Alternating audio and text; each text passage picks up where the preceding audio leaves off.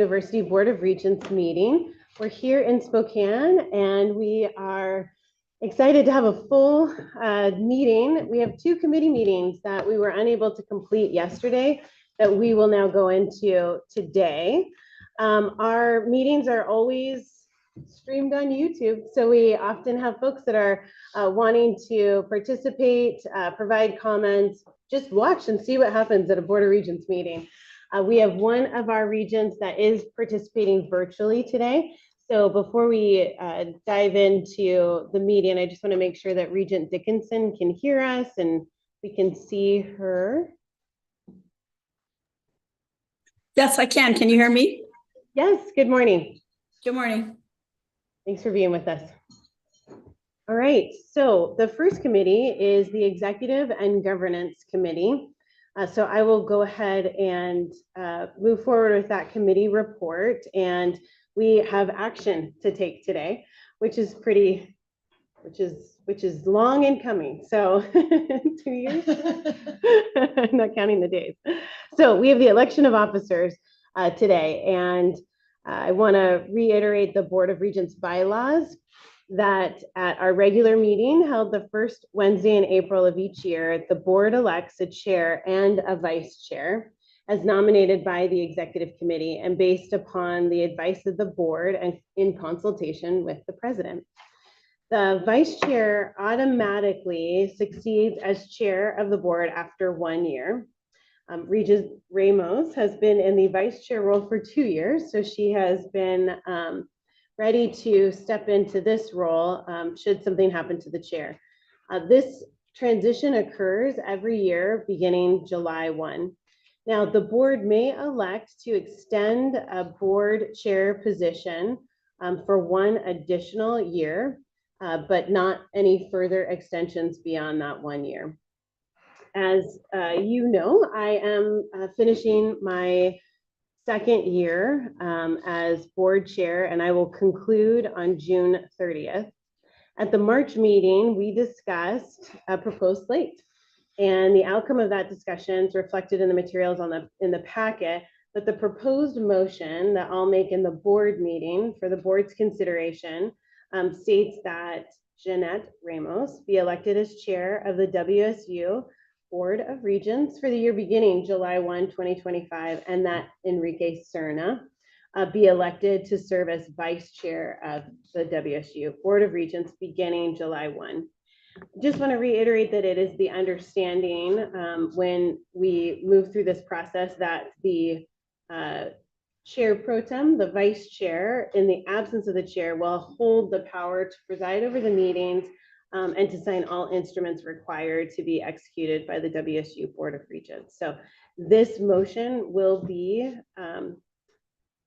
occur during our board meeting later this morning. Wanted to just check to see if there was any discussion regarding this planned action.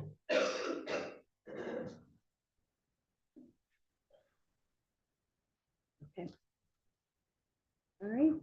I would just say, I think it's a wonderful, excellent slate. Thank you, Jessica. All right. If there's no further discussion, that concludes the agenda for the Executive and Governance Committee. So I will go ahead and head over to the Strategic and Operational Excellence Committee, which is chaired by Regent Pika. Actually, it's chaired by Regent Dickinson, whom I'm filling in for today, and no one can fill in for Regent Dickinson. So, Marty, we're thinking of you and hoping everything went well yesterday. Marty had a little bit of surgery and all's good. So we have 2 information items today.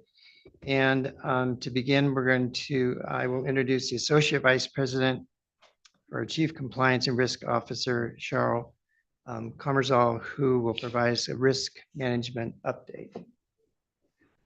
Welcome. Thank you. Good morning, everyone. Good morning. Good morning. So anybody who was at Faculty Senate yesterday, I apologize. This is a repeat of I did have the pleasure of and the privilege to present this to them yesterday. So what I'm going to talk about is what's going on in terms of the federal government and higher education, because in essence, it boils down to risk and compliance. And in particular, on the compliance side, that is where, that's the hook that the federal government is using to take the actions that it is taking with respect to higher education. So we'll go ahead and get started. And I am driving. See, there we go.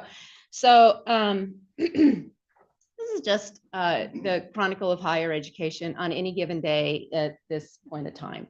I mean, that was in March. It would be as alarmist if I took the same screen pick today. And there are so many different tools and that the federal government is looking at using to address significant policy change that it wants to make with respect to higher education. Last time I talked with you, the left side of this slide showed what were our highest enterprise risks, and then the impact of what we then knew to be the state budget changes. And now the significant change on the right side is just the way that federal policy changes are impacting all of our risks and our budget. There's not, I don't think, an element within higher education that's not impacted in some way by the changes at the federal level. So this is a very interesting slide, I think. This is Moody's, one of the rating agencies, trying to categorize the policy risks that it is seeing and the reason it's changing its ratings for higher education. I think if you look at the policy risks for us, this is at the national level, their risks, we're pretty consistent. The one thing I would, and I bet they're changing this slide too. If you look where they say enforcement actions related to DEI programs, they had a mild severity there, a low. That's going to change these. That will become more clear at the end of this presentation, that is an enforcement tool that is being used to present significant financial risk for higher education institutions. And Cheryl, if I could just underscore for everyone, this affects all of higher ed's credit ratings, which affects our ability to carry debt. It costs more for us to carry debt. Absolutely, yeah. Below this, you'll see that they gave a high grant to, or a high risk to Pell Grants and changes or disruptions to federal student loans. And that, in fact, is the DEI compliance avenue they are using to get into that particular risk. So we'll keep going.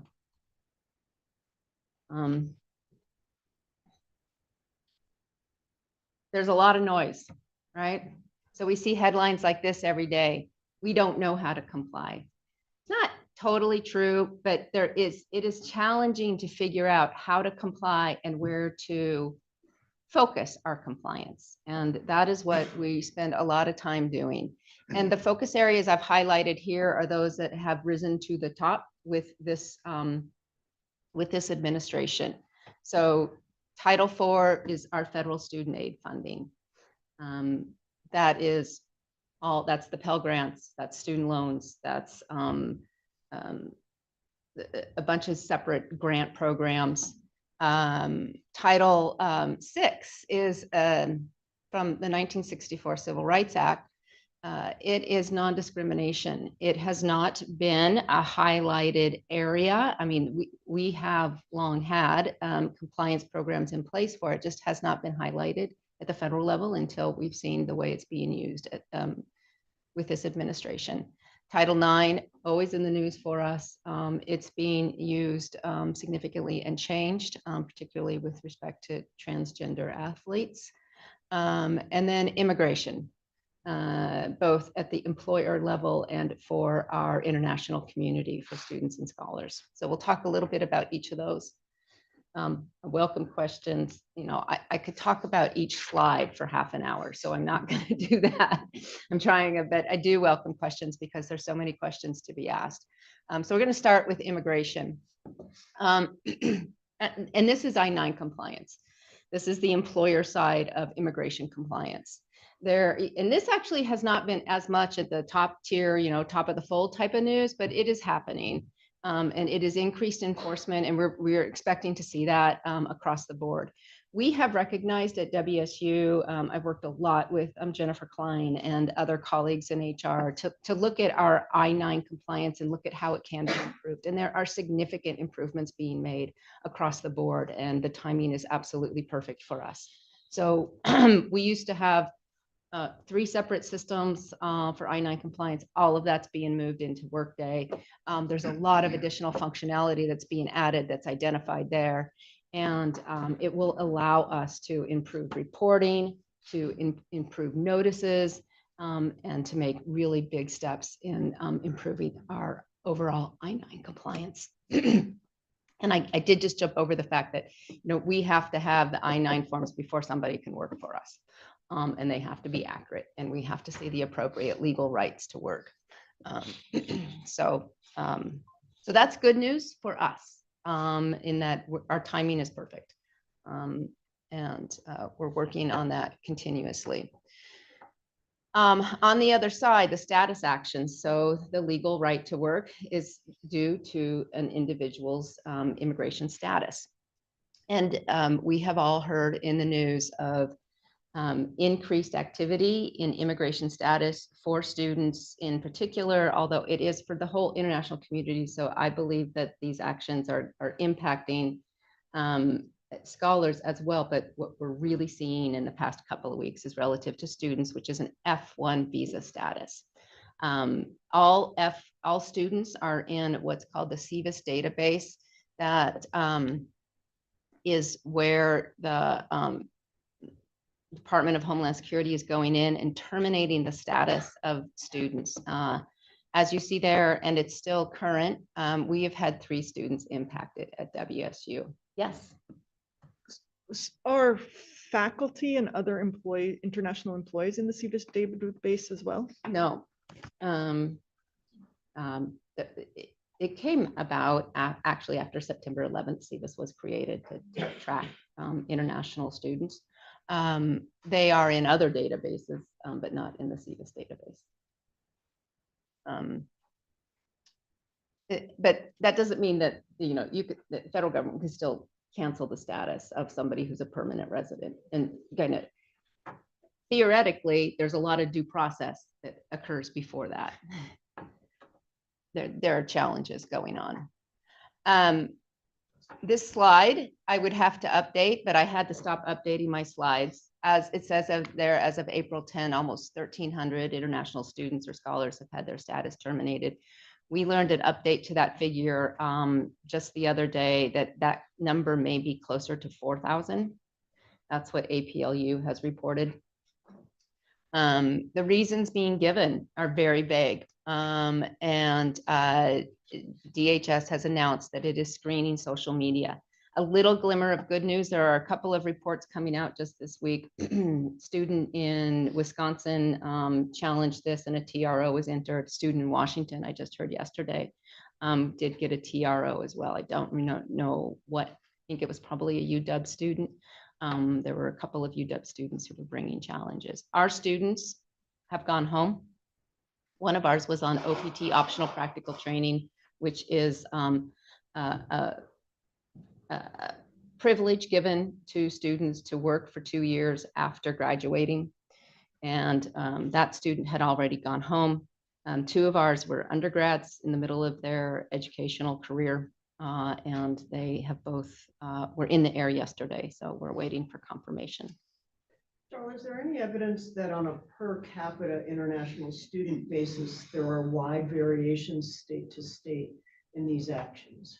I have not seen any evidence of that, nor have we seen any evidence that particular countries or students from particular countries are being identified. It's happening to Chinese students, Saudi students, Canadian students, Australian. So it's anyone that they've been able to find a criminal record for. And I put that in quotes because that record can be a parking ticket. And there are known cases of it being parking tickets or speeding tickets or charges, actually, without convictions. The other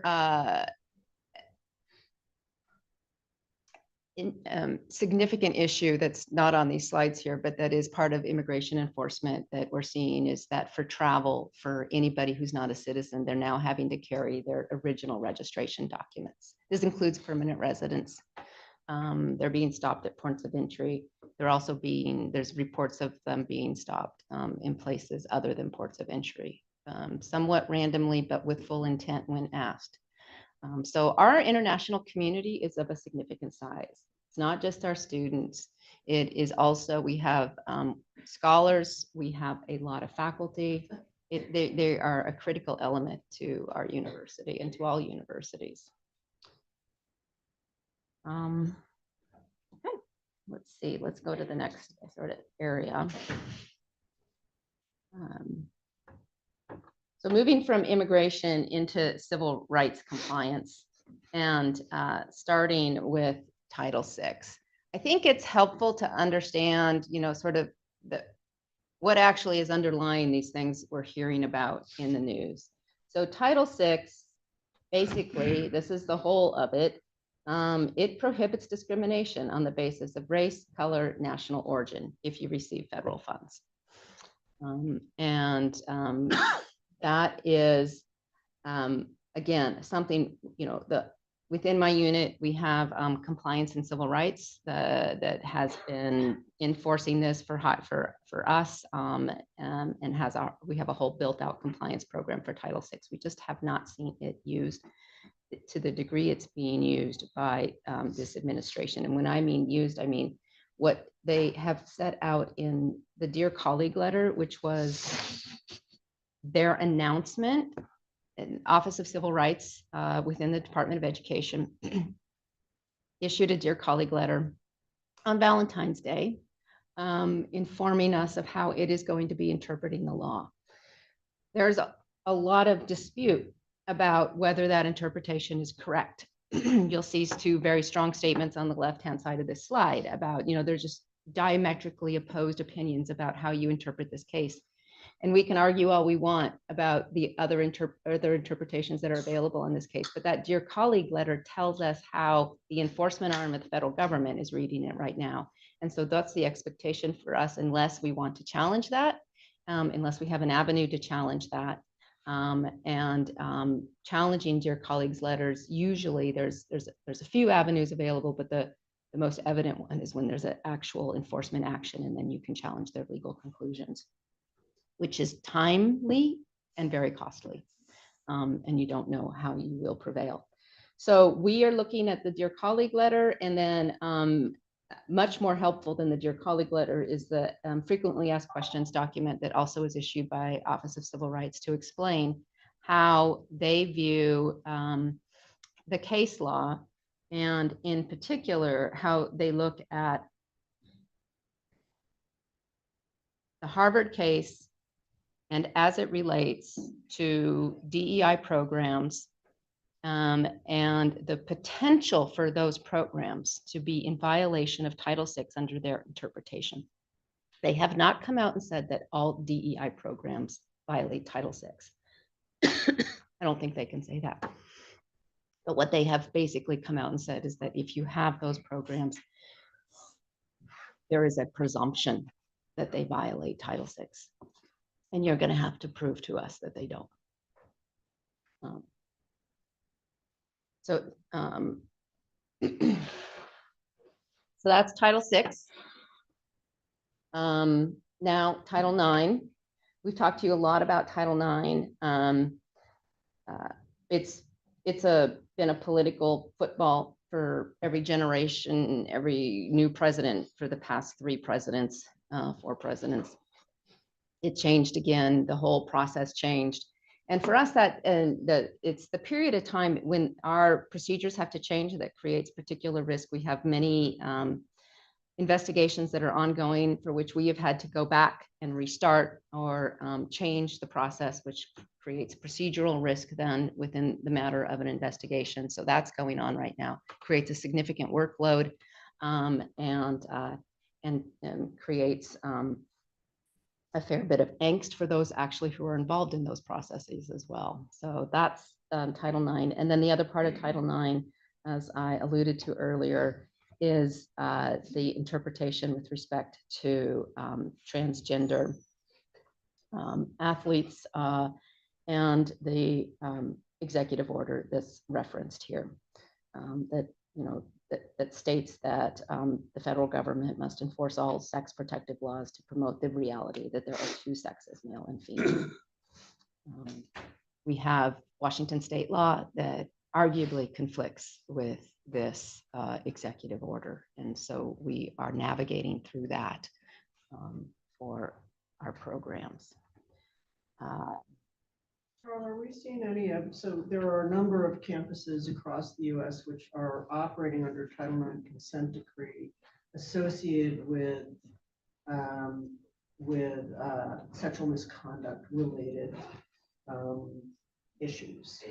Are we seeing evidence that that approach on the part of OCR is diminishing?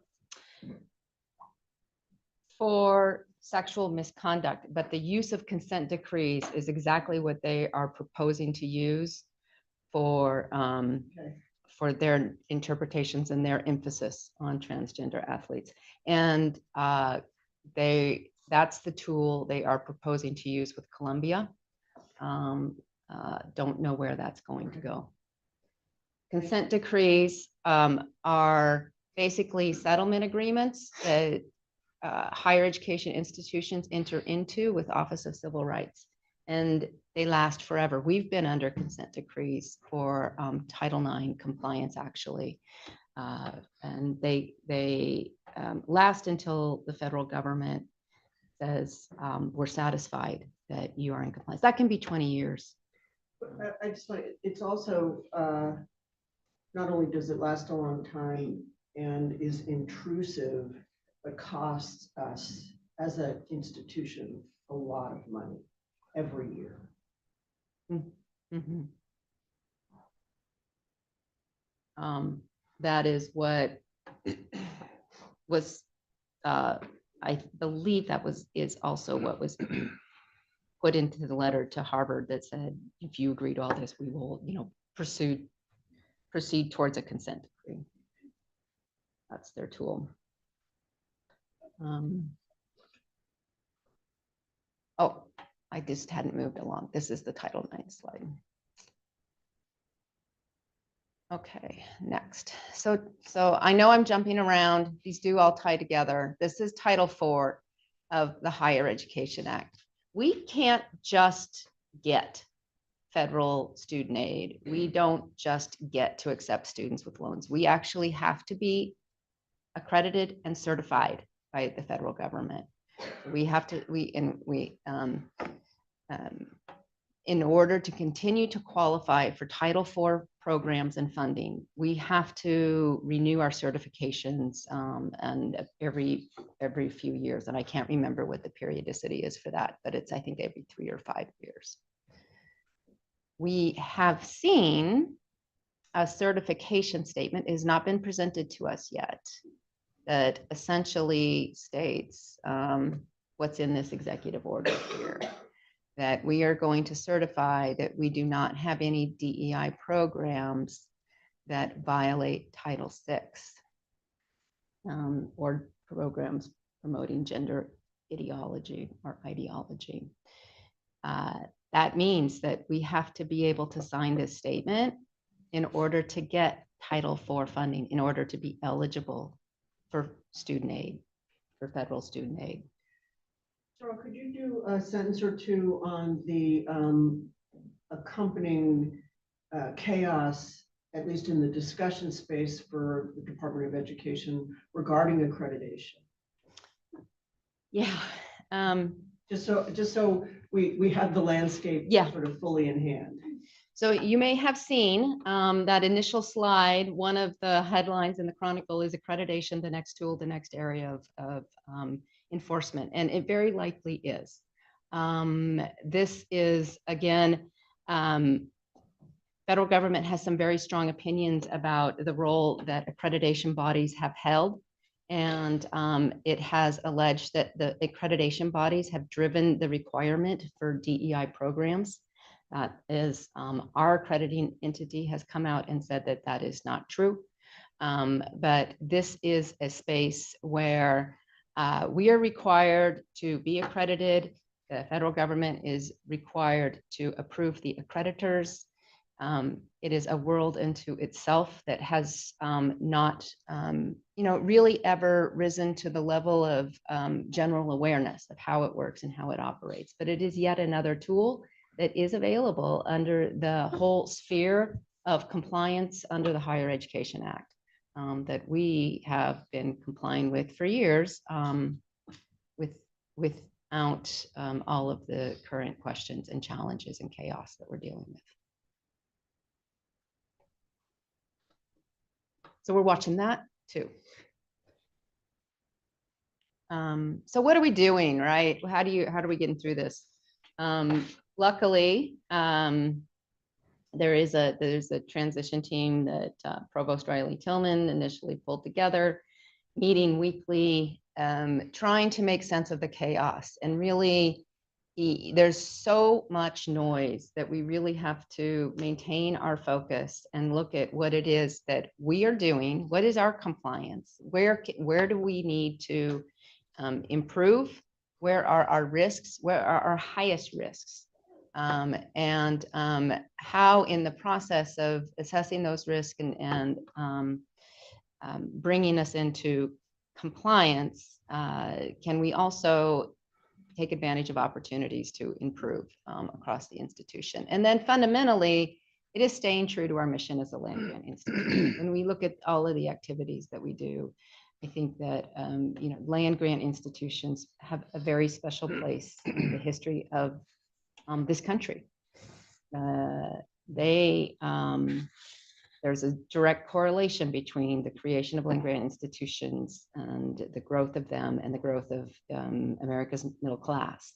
I think that they are super important. We have always been about access and opportunity, and that is a place we can lean into while we look at everything that we are doing to be in compliance as best as possible with this government. And here's the thing. We know we're not an Ivy League, and we know that we have not been identified as the institution, one of the institutions that are at the top of the attention of this current administration. But this current administration also has in some venues begged people to file complaints. And so that is how we could very easily rise to the top of any one of these spaces. If we have some exposure in some place, all it takes is a filing of a complaint. We have received one complaint from Office of Civil Rights related to the PhD project. My theory is that that was a compliance space and a complaint space that was pretty easy for the federal government to do, right? It's up on the PhD project's website. They felt that those programs benefited particular classes to the detriment of others in violation of Title VI. They could file one complaint and bring in 30 institutions. And so that's what happened there. So if I could add a couple things, complaints will be filed. That's the nature of what's about to happen. The risk landscape is in as much chaos, I think Charles has proven that, as anything else. And so we are not in a position where the risk landscape actually gives us sufficient finality and understanding to really understand with the decisions that we have to make going forward. And I would just say any financial decision with regard to how exactly that's going to affect the risk to the institution.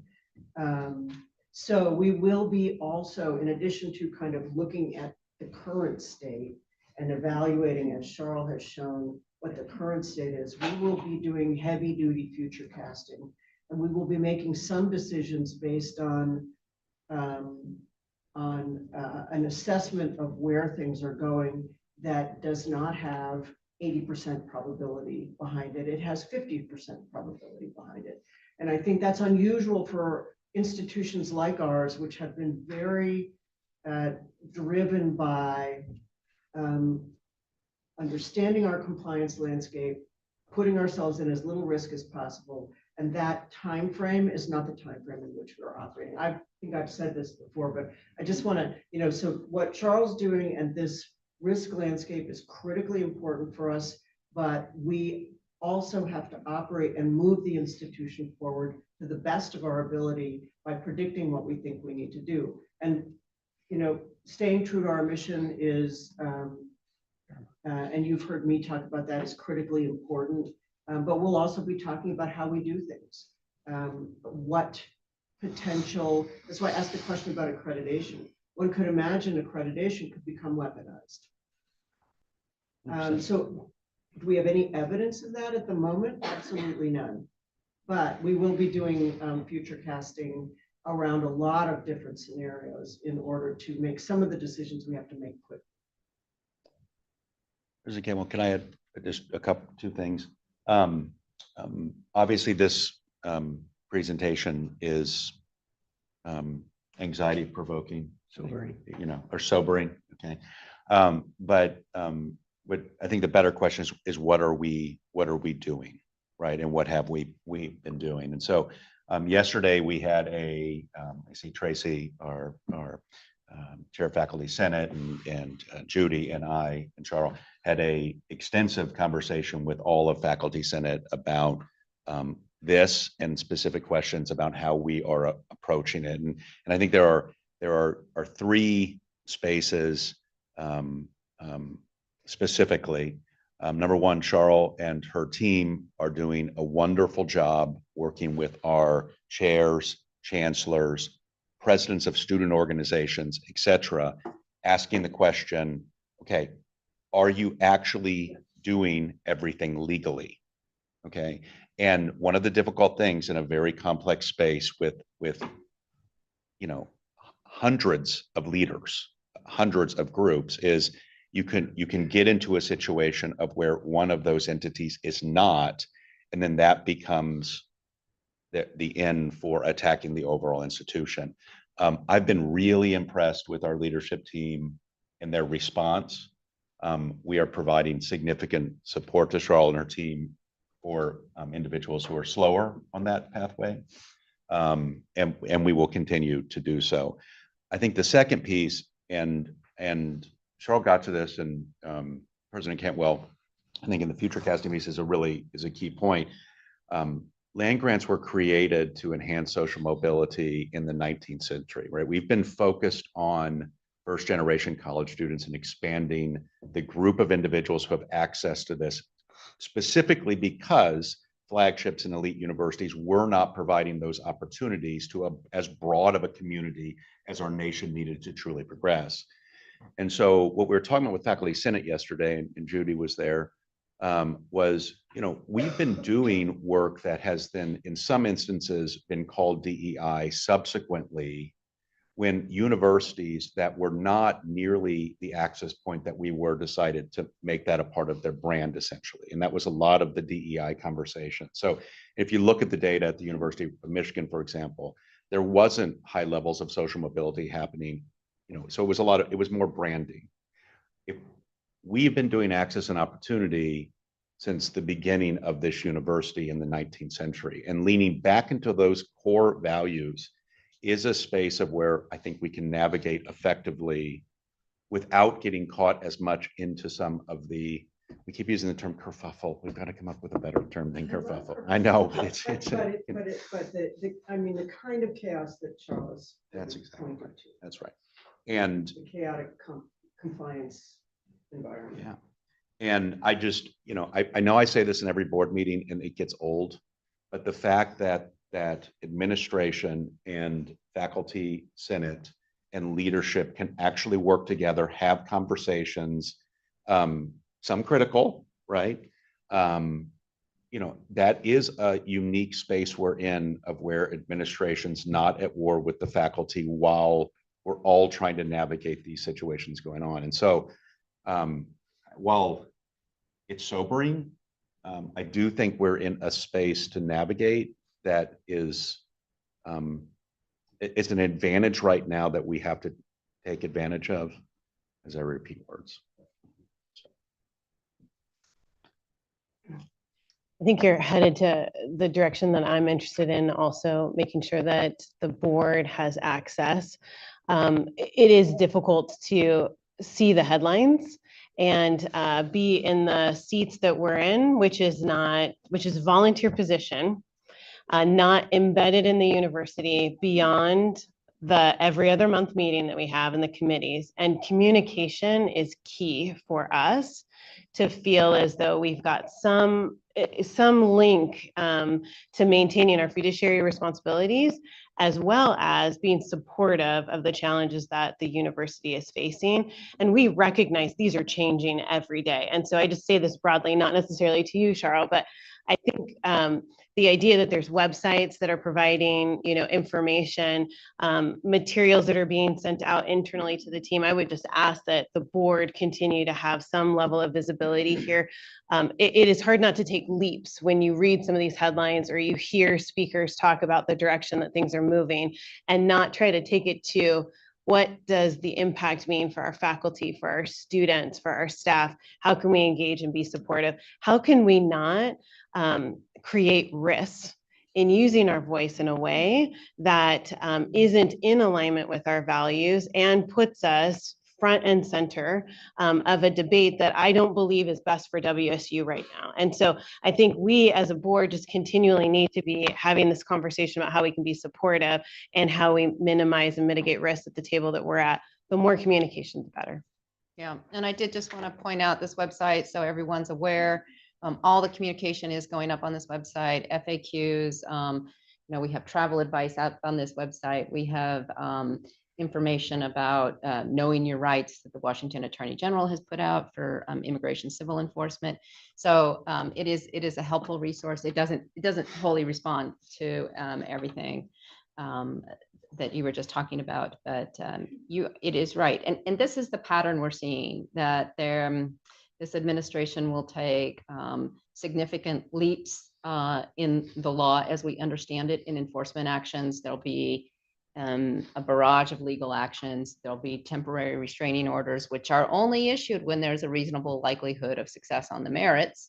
And in one recent immigration case, the judge said there is a significant likelihood of success on the merits. So, and then they step back, they reassess, and then they start to enforce more sort of consistently with the law, but at a greater rate.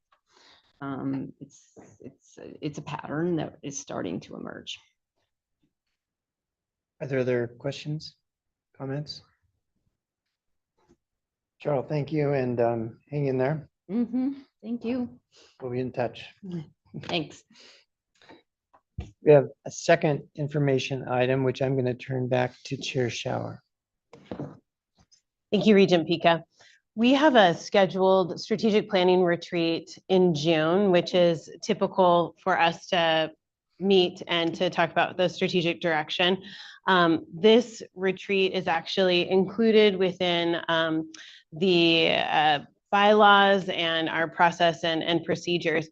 I had earlier this week sent a recommendation to the executive committee and to President Cantwell to reschedule that strategic planning retreat from June to September. And I wanted to share my rationale in that recommendation and just open it up for a conversation with the board.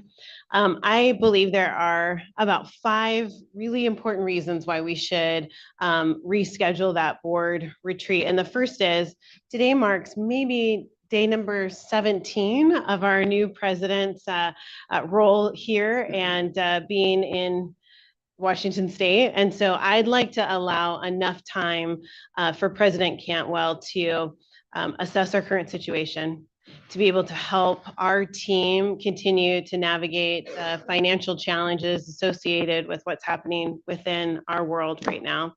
And I'd like for her to remain focused on her first 100-day plans, which we all have access to and have had the opportunity to be able to review. I also want to ensure that we as a team, President Cantwell and the board, are aligning as to both the process as well as the outcomes of the next strategic plan. And we need enough time to be able to have that conversation. I would add that we have been on an incredibly fast pace this last year in terms of what I have personally asked of this board in terms of showing up in person for meetings, having additional virtual meetings. Actually, I would say that's probably the last 2 years, given the navigation of the Pac-12, the selection of a new president. There's a financial component to us gathering in person beyond the 6 meetings that we have. And in an effort to continue to remain cost conscious, I would like to have us combine our September meeting and add this strategic component where we're really able to focus together for a significant amount of time linked to another business need, which is to have our regularly scheduled September board meeting. And lastly, today we will transition me from the role of board chair to Regent Ramos. And that transition is an important one. And you layer on top of that, we have a new president. So there needs to be enough time this summer for us to spend a little time reflecting and getting excited to look forward. So what I would like to propose is that we do not meet in June. We reschedule that to September. We have been really excited to be part of the advisory groups that meet on each campus. And we know that the strategic planning retreat is always linked with that advisory council meeting. I think Regent Powell and I have been a part of those advisory groups on the campuses of Tri-Cities and Vancouver, and we've been part of the bigger advisory council meeting, which is just really a phenomenal opportunity to connect with industry leaders and our regional leaders. So I would also ask that the board show up and be present at that advisory council meeting. And I know that there's interest from Regent Pica, Regent Cerna, Regent Ramos, and I am committed to attend. I know Regent Powell has attended in the past and is about to complete her tenure as a member of the board. So I'd like to see some new folks engaged with the advisory council. So this recommendation is not to cancel, it's to reschedule. And it is a call to ask you to also attend the advisory council meeting. We need to ensure we don't have a quorum. So I would just ask that we have about 4 folks that might be interested. So I'm going to pause and just open up the conversation for any discussion and kind of pass it back to you, Regent Pica. Comments? I would just like to say that I agree that I think with everything we have going on and that it would be good for us to reschedule. I think earlier we discussed that, fluid communication would need to continue. So if there was a need to gather, Yeah. we would call and provide notice as needed. Yeah. Anyone else? So that's not an action item, but it's understood that we'll make that change. Great. We had an action item posted, listed, which we are going to postpone until next month, May. So stay tuned on that. And I would just make note that in your packet, in your meeting packet, there's a written report by Vice President for Strategy and Planning, Chris Hoyt. So for your review, you have probably had a chance to review it in our materials. Chris is here today. Yep. So is there anything else to go to the order? All right. Committee meeting adjourned, and I'll turn it back to you, Chair Schauer. Thank you, Regent Pica. At this time, we have completed quickly our 2 committee meetings. I would like to go ahead and have the regents take a break and plan to be back and ready at 9:35 for us to start our board meeting.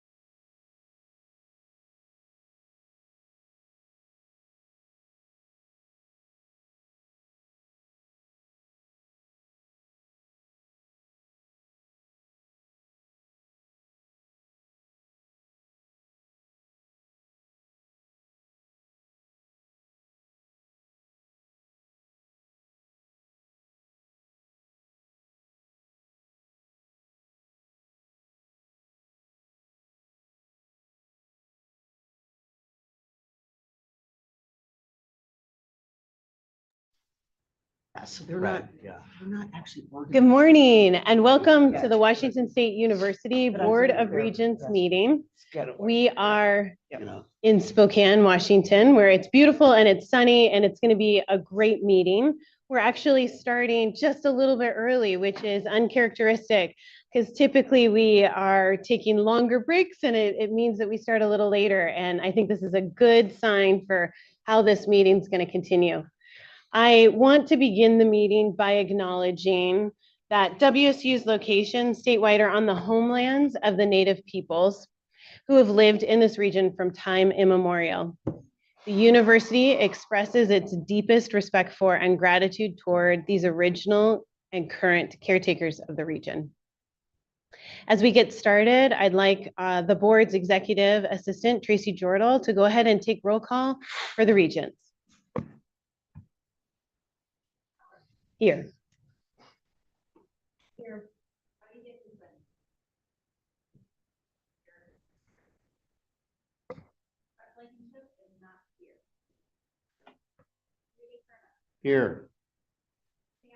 here. Here. Here. Here.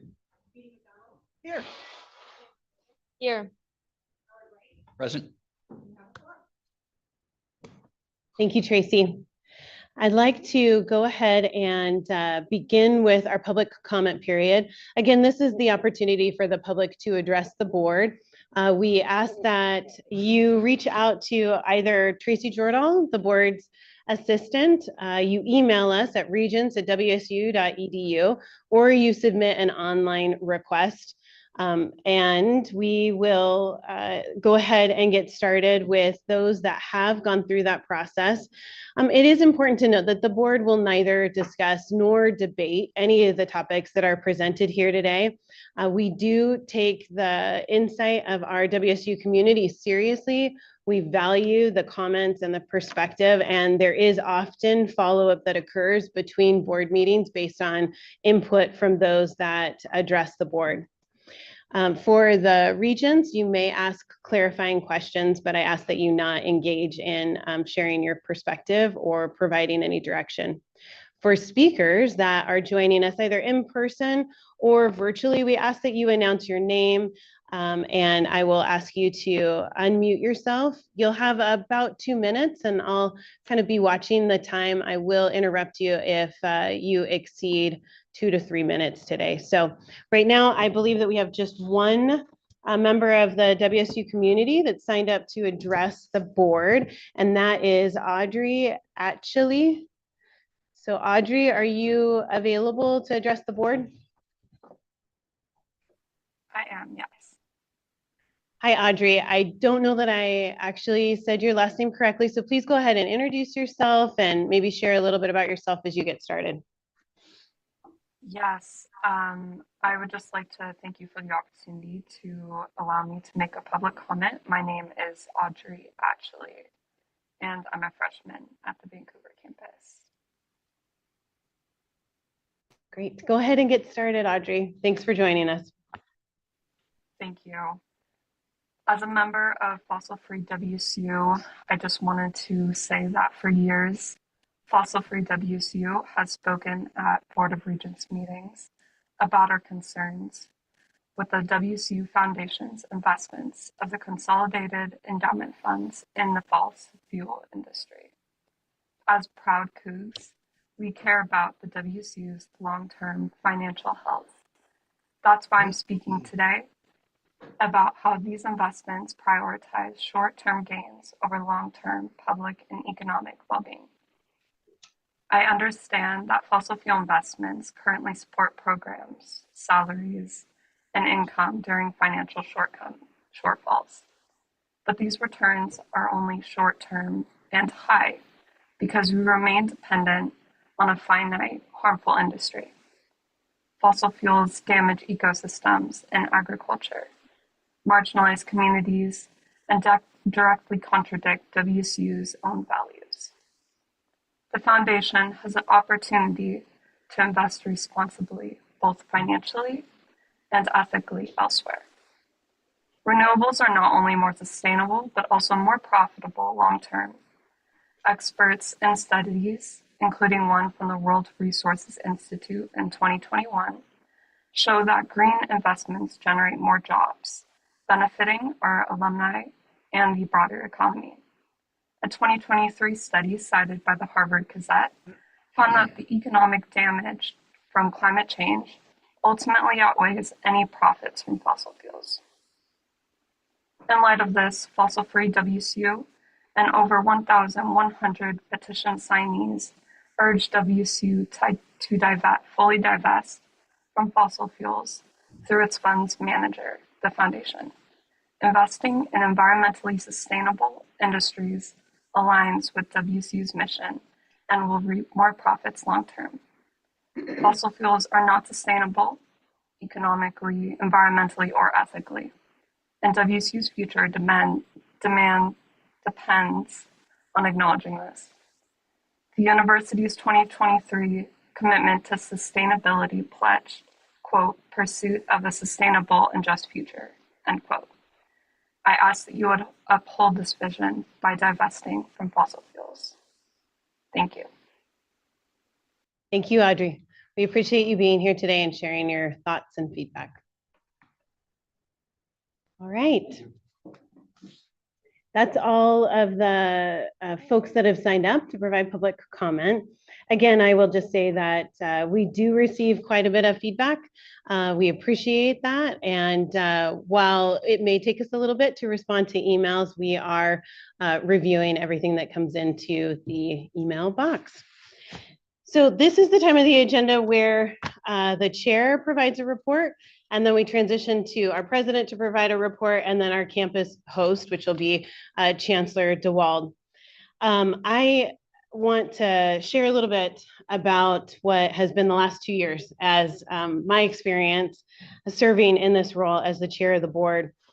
I stepped into this role with deep respect for the work that was ahead. And I was humbled by the professional expertise at this board table. And as the board has changed, I continue to be humbled by that expertise. I have been impressed with the extraordinary talent, hustle, and heart of our WSU leadership team, faculty, and staff. And today, 2 years later, I'm even more deeply humbled. Wanted to share a few thoughts relative to how the last couple of years have gone from my perspective. Professionally, my work centers on people, connecting with people, communicating with people, and helping people grow. I often like to think that I'm listening, I'm strategizing, and then I'm acting. That really kind of reflects the values that I feel like I have brought to this role as the chair of the board. Believing that bold vision must be balanced with intentional process, which isn't always easy and certainly isn't fast. I think that the strategic agility that WSU has and continues to need to have moving forward doesn't mean that we rush. It does mean that we move forward with purpose, even when the path is complex. And sometimes that has not been at the pace that others have been interested in us moving, but it has been at the pace that I believe is both compassionate as well as centered on WSU's values and our mission. I was reflecting on my first in-person board meeting, September 2023. Those of you that have been along this journey may have realized that I became board chair July 1, and August 3rd, the Pac-12 imploded a bit. And so 1 month, 2 months into my board chair position, I was really wanting to be clear about what I could commit to the board and to the WSU community.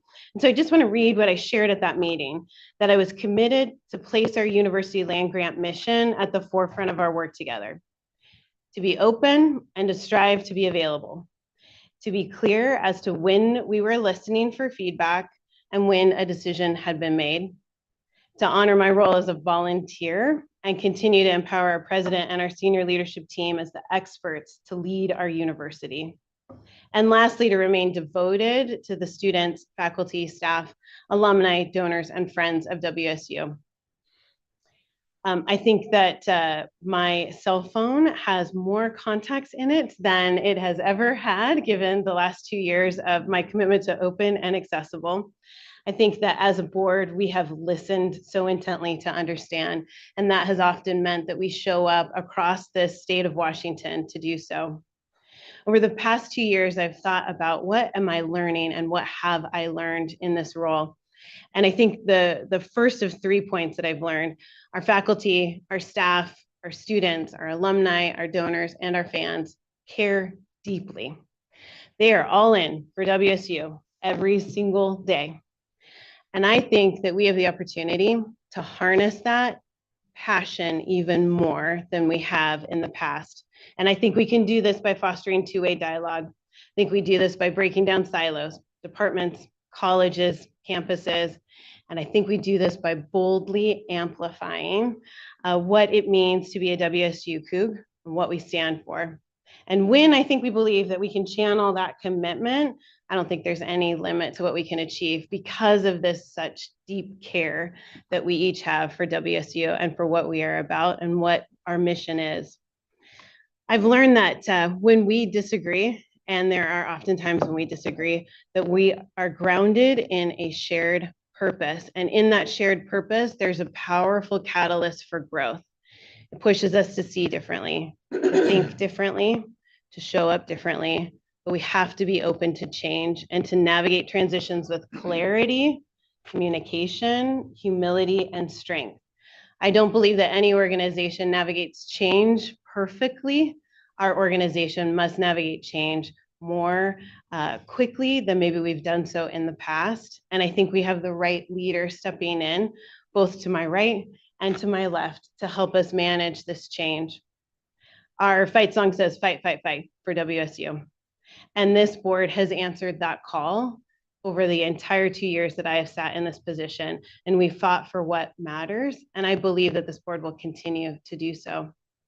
This is an unprecedented moment in our university's history and in our nation's history. And I believe now more than ever, we must come together as one university, leveraging our collective strengths to fight for what we believe in. And it has to be grounded in our values. And I've said this more than once, that when we think about the words that we use that are really powerful, those words should come directly from our WSU land grant mission and the values and beliefs that we stand for. Because I do believe that all of what we are doing is building belonging, and we need to do more and more of that. So I would say that the call that this board has had has been to be open and inclusive. And the call that I have for our Coug Nation is to show up and be present and to contribute financially to our future.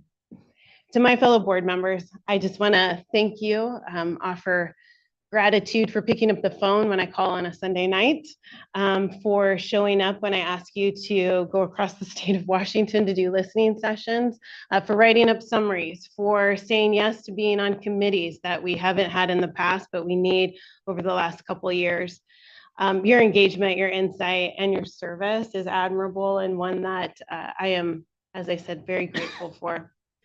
As I conclude my 2 years as board chair, I do have the opportunity to just shift to the left and be able to continue to be supportive of WSU in a role on the board for maybe another year or two. And I just want to express how much of an honor and a privilege it's been to be in this role. So with that, I just want to say thank you, and want to head into my report, which is my typical report of what the board's been up to. But I didn't want to take too much time to share that there are great things that are happening, and there's so much confidence we should have in each other for the way in which we can move forward. So with that, I'm going to continue through my report.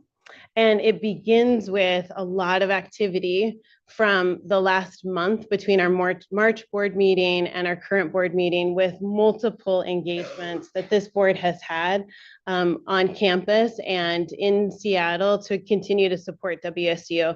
I will invite board members to also share what your experience or any insight that you might have relative to each of these events. So I'll begin with March 22nd. Regents Pika and Cerna attended the College Success Foundation's 25th anniversary Empowering Youth Gala in Seattle. The College Success Foundation is an organization that was a bit new to me, and I really appreciate Regent Pika connecting.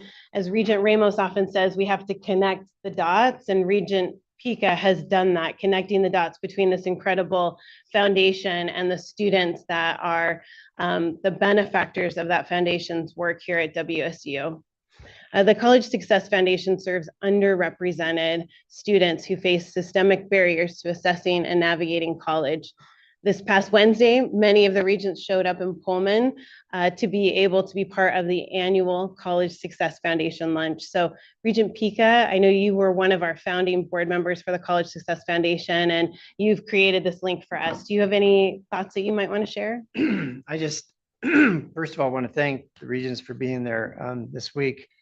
I thought it was the first wonderful, perhaps annual way to gather all of our WSU students who are benefiting by college success through their advisor or through scholarship.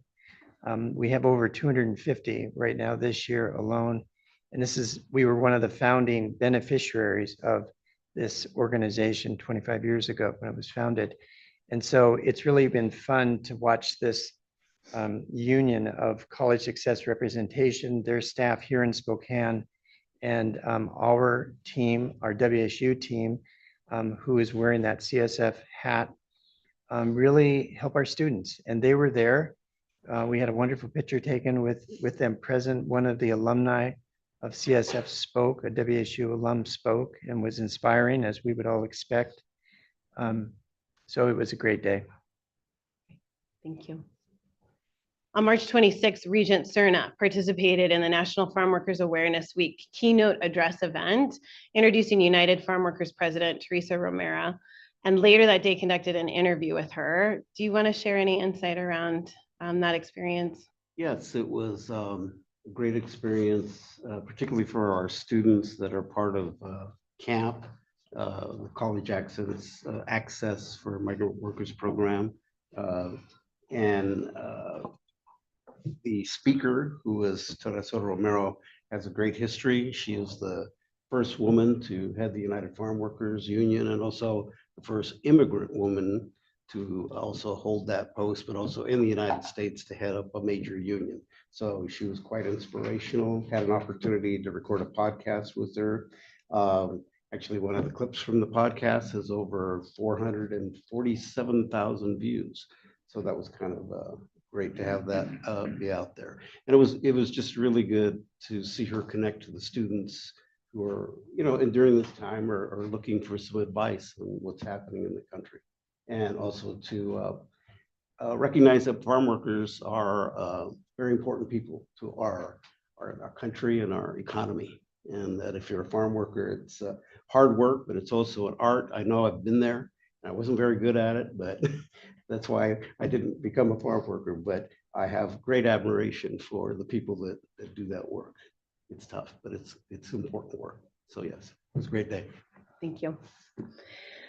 On March 31st, Regent Ramos represented WSU at a public higher education advocacy event at the state capitol. She was joined by legislators, students, labor organizations, and other post-secondary education advocates who detailed the impact of proposed budget cuts on state institutions and financial aid. Met Regent Hunt's daughter at the same time, and really spent the day listening and being part of that. Do you have anything you might want to share? Well, I would just say that I felt strongly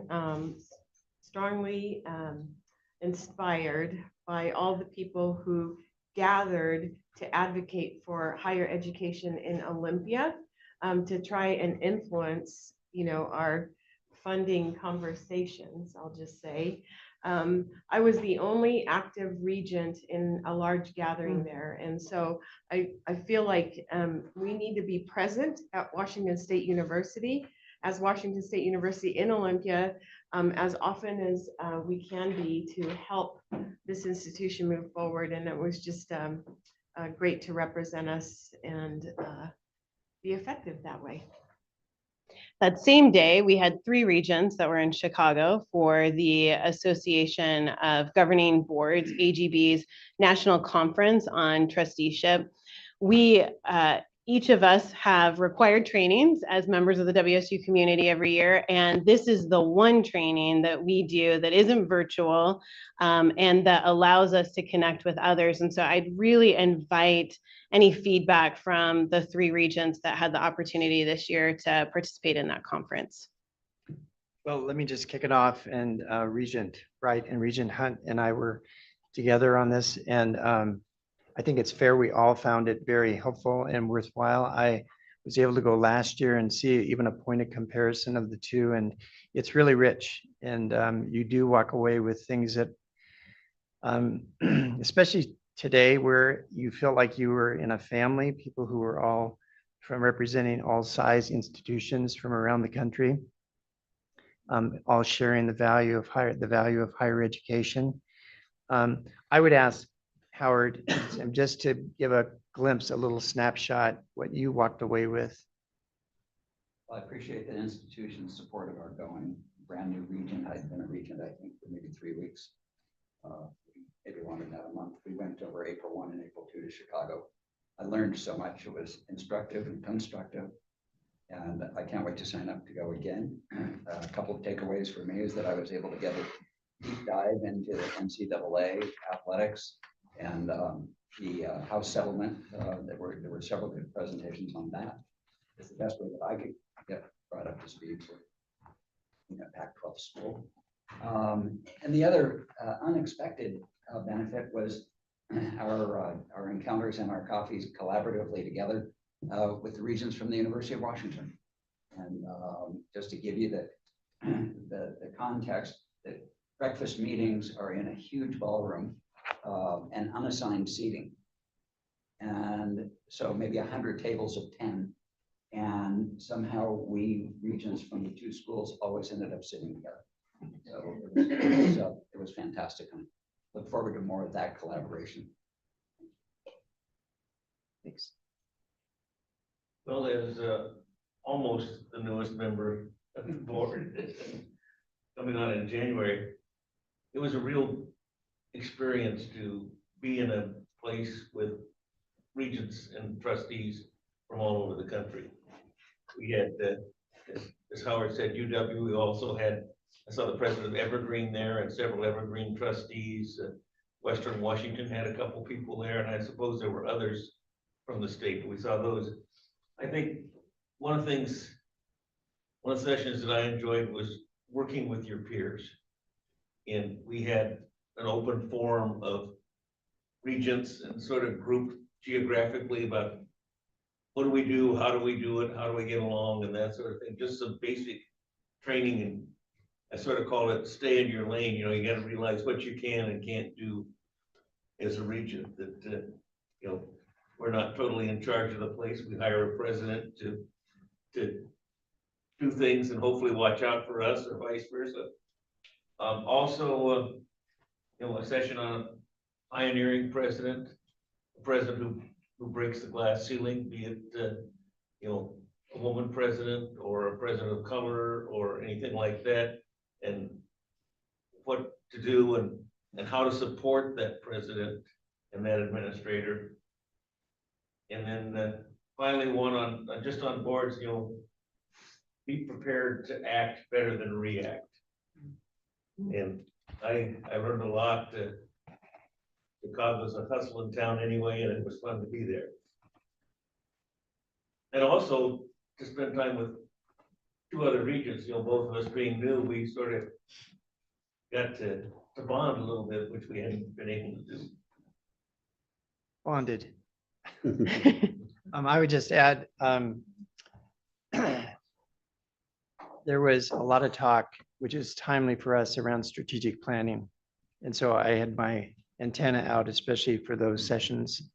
And one of the walkways, which just going forward in the future, and I mentioned this to a couple of our regents, to bring in some outside voices from time to time, thinking strategically, how do we, to make sure that we're addressing strategy all the time. That's one of our, major charges as a board.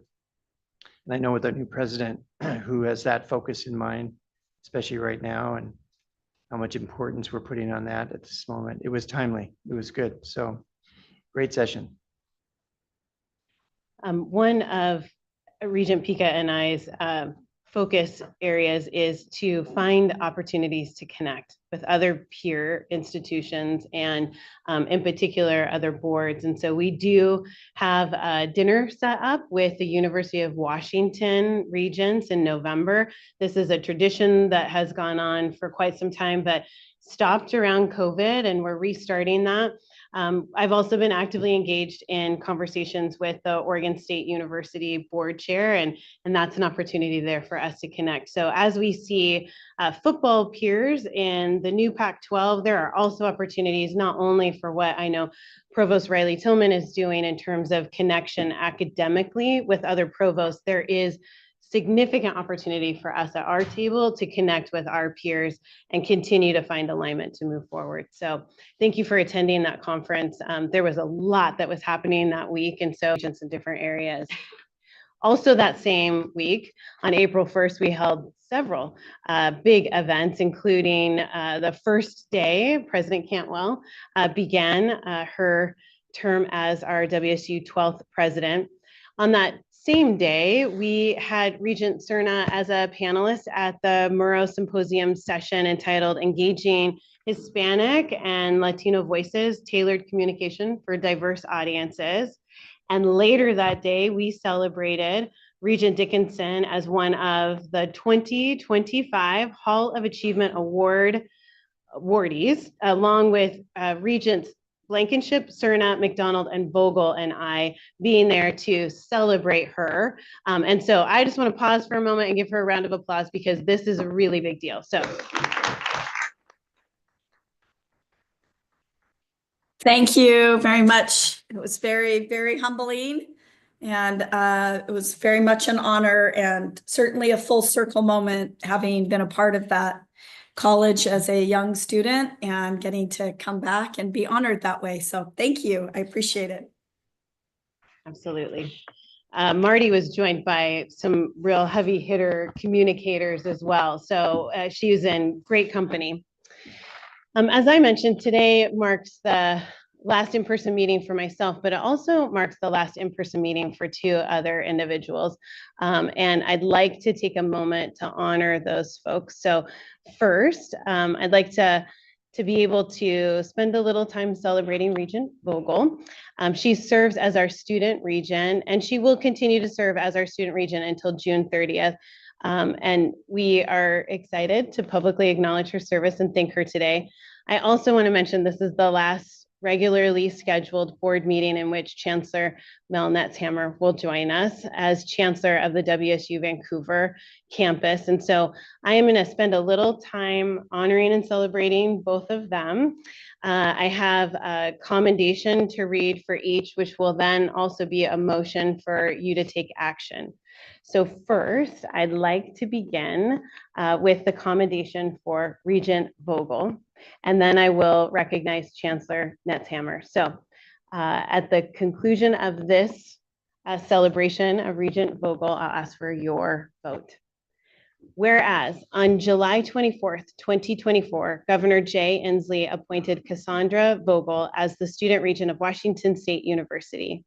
And whereas on June 30th, 2025, Regent Vogel completed her term on the Board of Regents with distinction.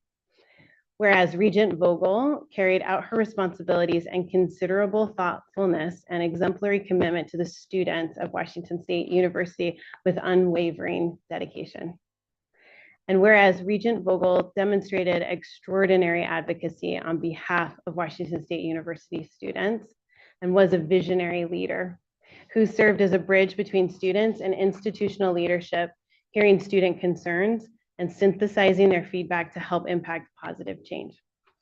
Whereas while serving on the board, Regent Vogel brought professionalism and humanity to every endeavor and represented the university with remarkable poise, being a generous citizen, giving willingly of her time and talents to advance the university's efforts to serve the public good and communities statewide. And whereas Regent Vogel enhanced the role of student regent as a member of the Board of Regents and Academic and Student Affairs Committee by providing thoughtful and sound counsel from the student's perspective. And whereas Regent Vogel provided exceptional leadership in serving as the chair of the Student Regent Recommendation Committee for the 2025-2026 Student Regent. And therefore, now be it resolved that Cassandra Vogel be commended for her dedication and service to Washington State University and to the Board of Regents. And be it further resolved that the members of the Board of Regents of Washington State University, speaking on behalf of the entire Cougar community, acknowledge with sincere gratitude and appreciation the contributions of Cassandra Vogel and wish her success in all future endeavors. This commendation is being presented now to the Board of Regents for adoption. I move that the Board of Regents adopt Resolution 250418-728. Is there a second? Second. Any discussion? Thank you for your service. You've been amazing at finding a poised way to deliver things that were important to students. And I just really appreciate the way you could come to the table with that poise. Thank you so much for serving with us this year.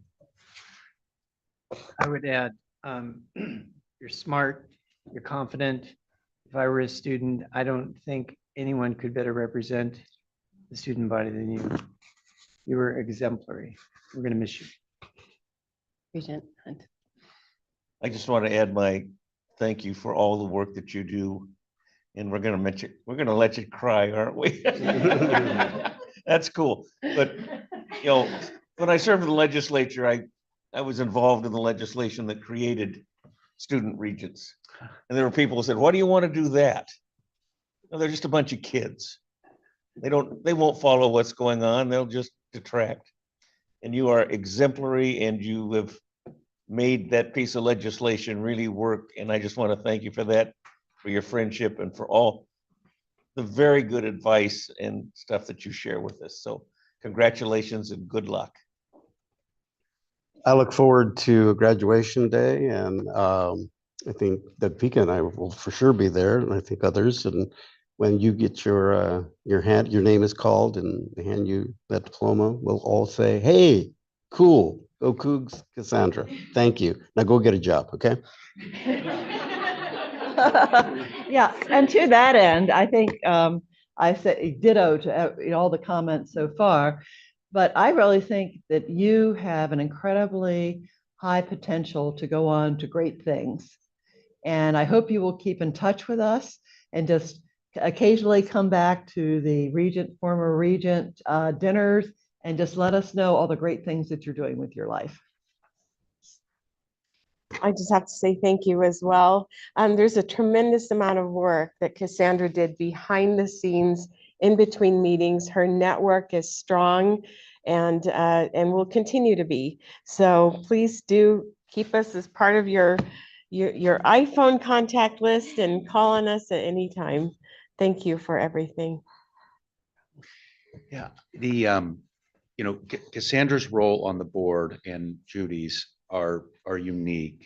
I had to say, Sam, coming in, I didn't expect that you would be as significant as you've been, but I mean, your presence consistently in board activities and in non-board activities, linking the board to the rest of the WSU community has been really shocking. Like, I mean, I see you in places and you're constantly doing board business. I have no idea how you got your degree. It doesn't make any sense.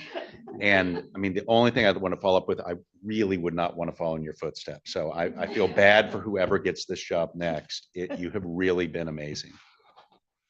I will follow up by saying that I've had the shortest tenure on this board with you, and I have learned so much in so little time. And I volunteer to co-chair your fundraising campaign for elected office. You just thank you for everything. Regent Dickinson, do you want to say anything?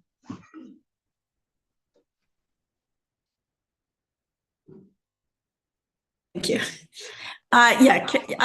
Well, so much has been said, but Cassandra, just from the perspective of the way in which you carry yourself, your ability to articulate the messages that you are trying to bring forth on behalf of those you represent, and your level of professionalism. As somebody who hires a lot of young professionals out of college, really, all of it is just exemplary, and I am here to help in any way that I can. You navigate kind of your next path, and look forward to kind of seeing what that journey is. So well done. And you've set the bar, just as so many of our student regents do always. You just set the bar so high, and you give a lot of those of us that are looking to continue to keep bringing talent out of Washington State University. You give us just great hope and great validation that WSU produces the very best. Thank you, Regent Dickinson. Cassandra, you have been a thought leader. You have been someone that I believe has been an essential partner to me. And I would echo what has already been shared. You need to ensure that you are taking your time to choose the right organization, because they need to deserve the talent that they are going to have when you show up. So thank you for everything that you have done. And with that, I will ask all those in favor, please say yes. Aye. Aye. Any opposed? All right, motion has passed. Thank you.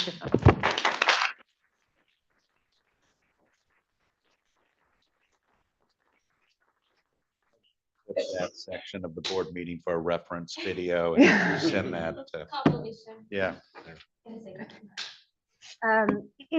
It's always weird to be in the spotlight, especially when you're emotional, but I feel so fortunate to have had this experience. And I won't talk too long because I'm very emotional, but this is an incredible board, and WSU is an incredible organization, and it's been amazing to get to know everybody at this table, but also the administration across the system and students and faculty. And yeah, I just feel very fortunate. So thank you all. Thank you, Cassandra.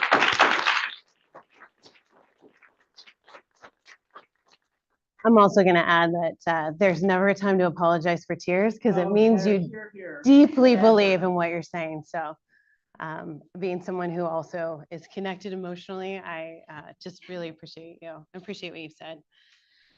And we're going to continue, and I suspect we'll also be relatively emotional. So I want to offer accommodation for Chancellor Netzhammer, and I'd like to go ahead and read the commendation and then ask for any discussion and a vote. So, whereas Dr. Emil Mel Netzhammer III has served since July 2012 with dedication as the second chancellor of Washington State University, Vancouver, in the campus's 36-year history. And whereas Chancellor Netzhammer has demonstrated passion for student success and a commitment to expanding access to higher education, ensuring that more students successfully complete their academic journeys. Whereas through his steadfast advocacy for equity and his ability to guide the campus through unprecedented challenges, Chancellor Netzhammer has strengthened WSU Vancouver's place within the WSU system, and his leadership has left an indelible mark benefiting students, faculty, staff, and the broader community for generations to come. And whereas understanding the importance of campus and community engagement, Chancellor Netzhammer has fostered strategic partnerships that support economic development and workforce growth in Southwest Washington and the greater metropolitan area. And whereas Chancellor Netzhammer's forward-thinking approach led to the development of the 2021 to 2026 strategic plan, prioritizing research excellence, student success, diversity, and equity, and a lasting commitment to improving the community. And whereas under Chancellor Netzhammer's leadership, WSU Vancouver reached remarkable milestones including the WSU Vancouver's highest enrollment in 2019, the opening of the Life Sciences Building, and achieving the largest fundraising year in its history, an astounding $43.5 million dedicated to students, research, and facilities. And whereas Chancellor Netzhammer's tenure has been defined by a deep-rooted dedication to education, innovation, and community. His legacy will continue to inspire future generations, reflecting his profound commitment to excellence in higher education.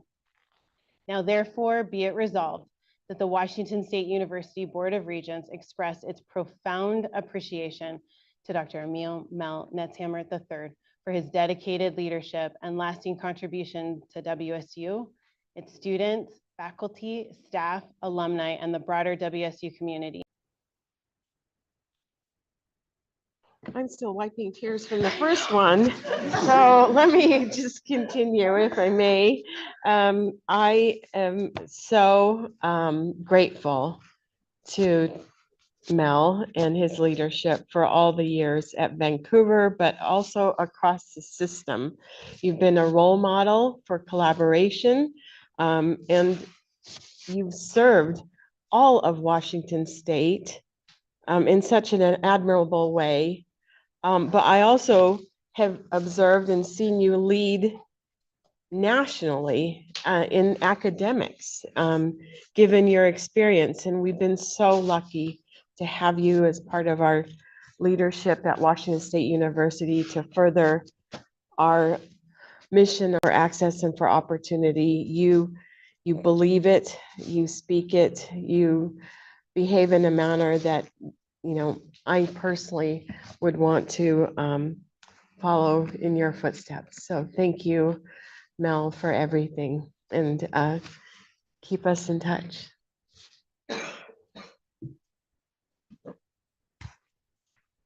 I just want to say, Mel, thank you for everything you've done for WSU Vancouver. Thank you for your leadership. Thank you for just, and your friendship too. I'm glad that to get to know you on a just a more personal basis, but just everything you've done. I think you have given so much, and it's just much appreciated. Thank you so much. No, I would just add that I think you embody what WSU is all about in your leadership. And I would say one of your huge strengths, which I've watched in you, is your ability to relate, your relationships, and those who are there in Vancouver and seeing you interact with that group in particular, it goes way beyond your role. And it says a lot about you, how people feel about you, and this without you sitting where you're sitting. So thank you. I'd like to just add about, I just love watching your passion for the students. And early on, when we were sort of all arguing about whether we could have our own butch, you just jumped in and made that happen. But you also got that the name Van Cougs all you know, this sort of rippled throughout your organization. And you know, it was a real sense of pride, not just in Vancouver WSU, but in the Cougar Nation as a whole. And I think that was just a really innovative way of because it's sometimes hard, you know, if you're out as far as you are from Pullman, it's like completely across the state. And so the students don't have an easy way to go to games or, you know, and connect. And I think this is just a wonderful way of connecting and instilling pride. So, I mean, there's many other things that you've been hearing us all, and I second all of those, but that's one that sort of stuck out for me, and I appreciate that innovative approach. Well, as I've moved around the university with various hats, I have always appreciated that you were someone I could come to for sage advice on any issue I happened to be grappling with at the time. One of the events that has really stood out for me as a regent was the day that we went into the New Sciences building and had supper in the lab in the New Sciences building. Amazing already. and we were surrounded by community members that I just wanted to videotape because their ability to articulate how important a university was to that community was incredible. And those people that you brought together and captured, we're able to have them capture how much the university means to that community was phenomenal. And I highly commend you. That will be a memory I take with me my whole life. Thank you so much for all that you have done. So that dinner was my first day on the job, if you remember correctly, and it was something. I Yeah, remember it was seeing Lisa, and it was something else. And I think it was probably a really good representation of your work in Vancouver and what you mean. I just want to highlight one thing. I'll ignore you were my mentor in the therapeutic sessions as we've navigated the last 11 months and kind of I was learning about WSU.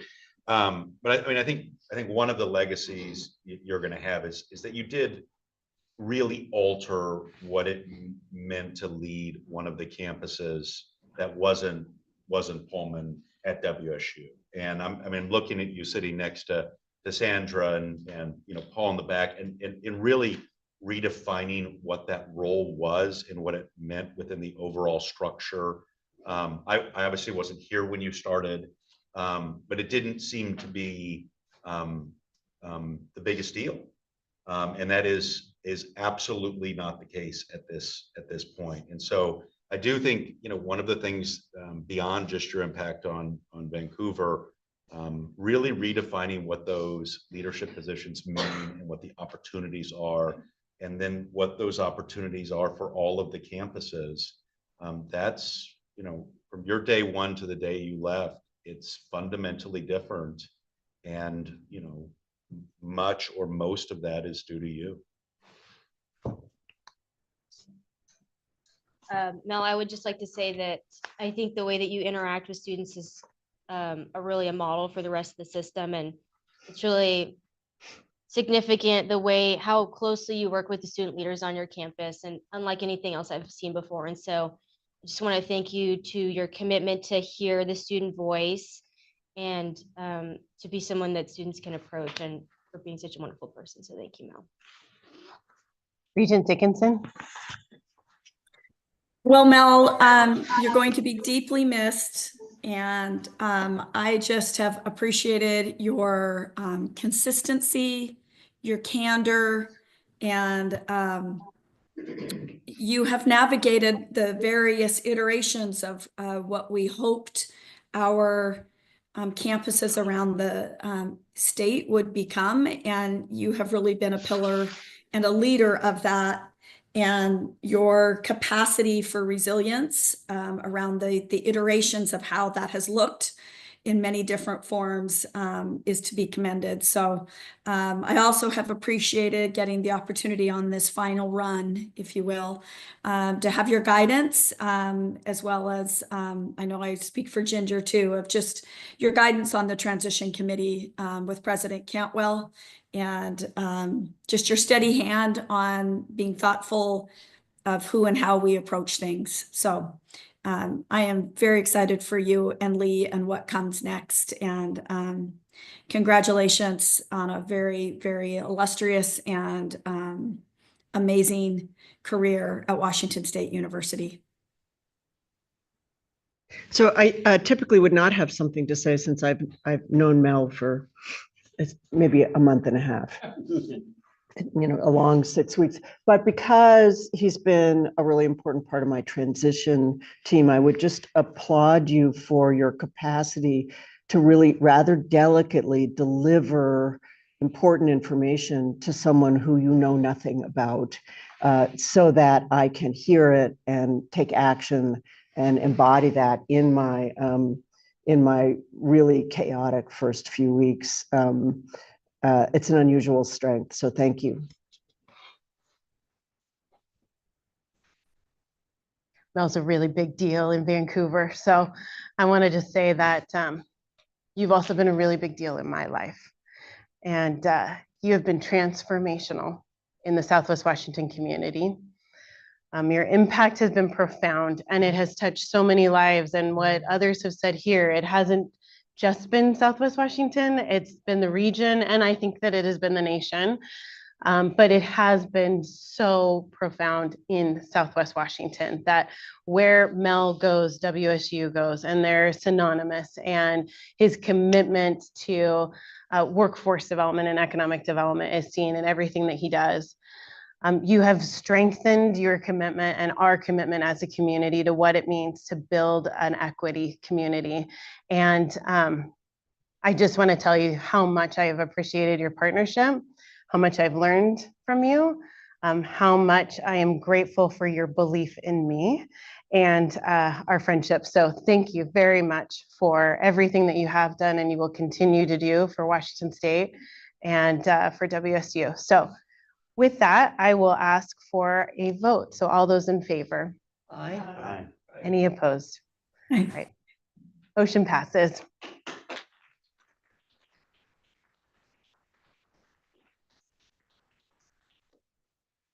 What I think is probably my most emotional chair report is now complete. So I will pass it over to President Cantwell for your report.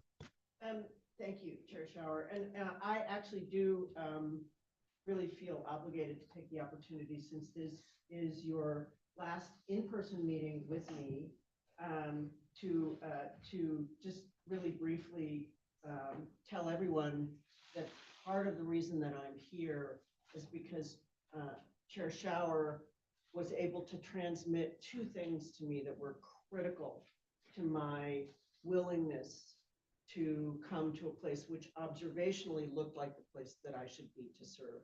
One is that I was able to see that I could bring my moral core.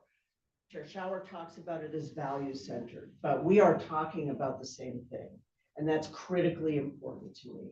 And the other is that when she talks about the land grant mission, it is the mission that I am talking about and the mission that I want to serve. And in my journey to this 17 or 18 days has been really fast, but without that ability to articulate things that were critically important to me, I probably would not have chosen to come. So I really want to thank you for both that leadership and that sense of service has been enormous to me getting here. So thank you so much. I do think I am compelled to turn some commentary over to others, and maybe you can lead that for us. Thank you, President Cantwell. So let's continue with the Tear Factory. I can't cry because I don't have a tissue. I've gone through all of mine, sorry. I have to say that Chair Shower, it's been an honor to serve alongside you for the last couple of years. You are so elegant and articulate. It is, my challenge to follow in your ginormous, footsteps. I feel like I've been an apprentice for you for the last few years. I'll just keep this brief. We don't have a commendation, and I'll explain why. Chair Shower will continue to serve on the Board of Regents. She will be on our executive committee. She'll continue to be a partner in the future of what we do here at Washington State University. But we wanted to take this moment to say thank you in person, since we won't have that opportunity again until September, perhaps sooner virtually. But we have a few things to express our gratitude to Chair Shower. And so first, we have this really beautiful framed picture of WSU Vancouver, which we thought would be appropriate given that is your neighborhood. So let me give that to you so you can carry it around. And we have a few other things for you, which, let's see. Is this the, what? Yeah. Oh, this one you may have to open. It's really cool. Okay. And these are other gifts for you. But on behalf of the Board of Regents, we want to thank you for your 2 years of incredible service. Okay, so I'm opening this in front of everyone while I'm going to open that one.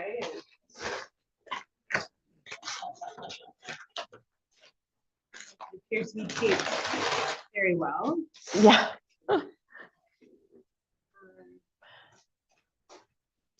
Well, while you're doing that, maybe Marty, are you still online?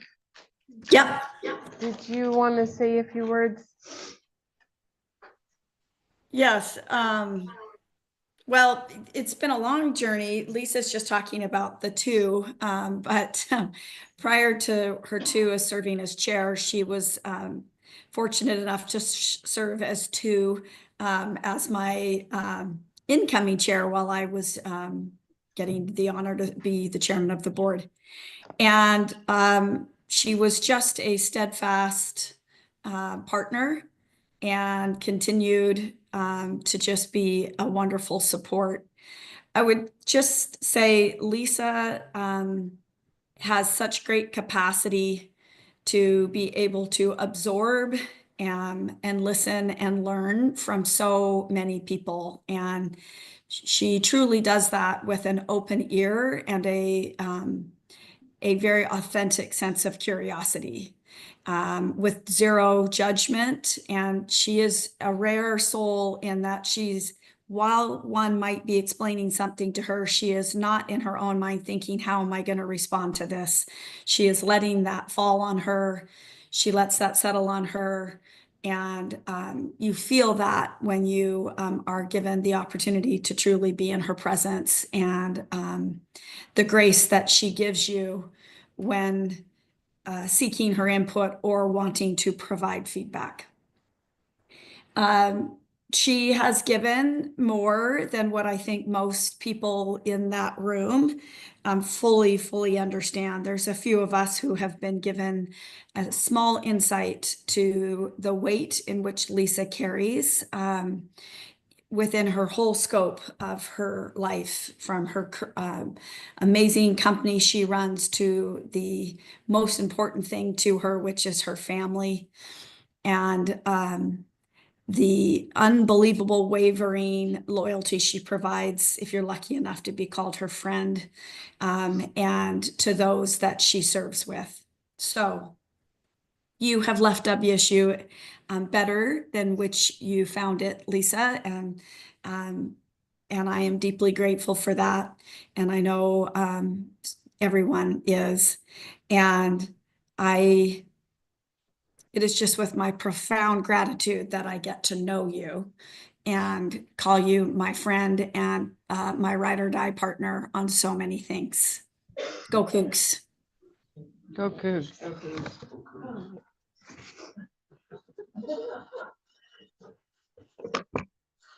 Ah, thank you. Oh, that's so beautiful. It's not often that I'm speechless. I always have something to say or add as a communicator. I am so honored. Thank you.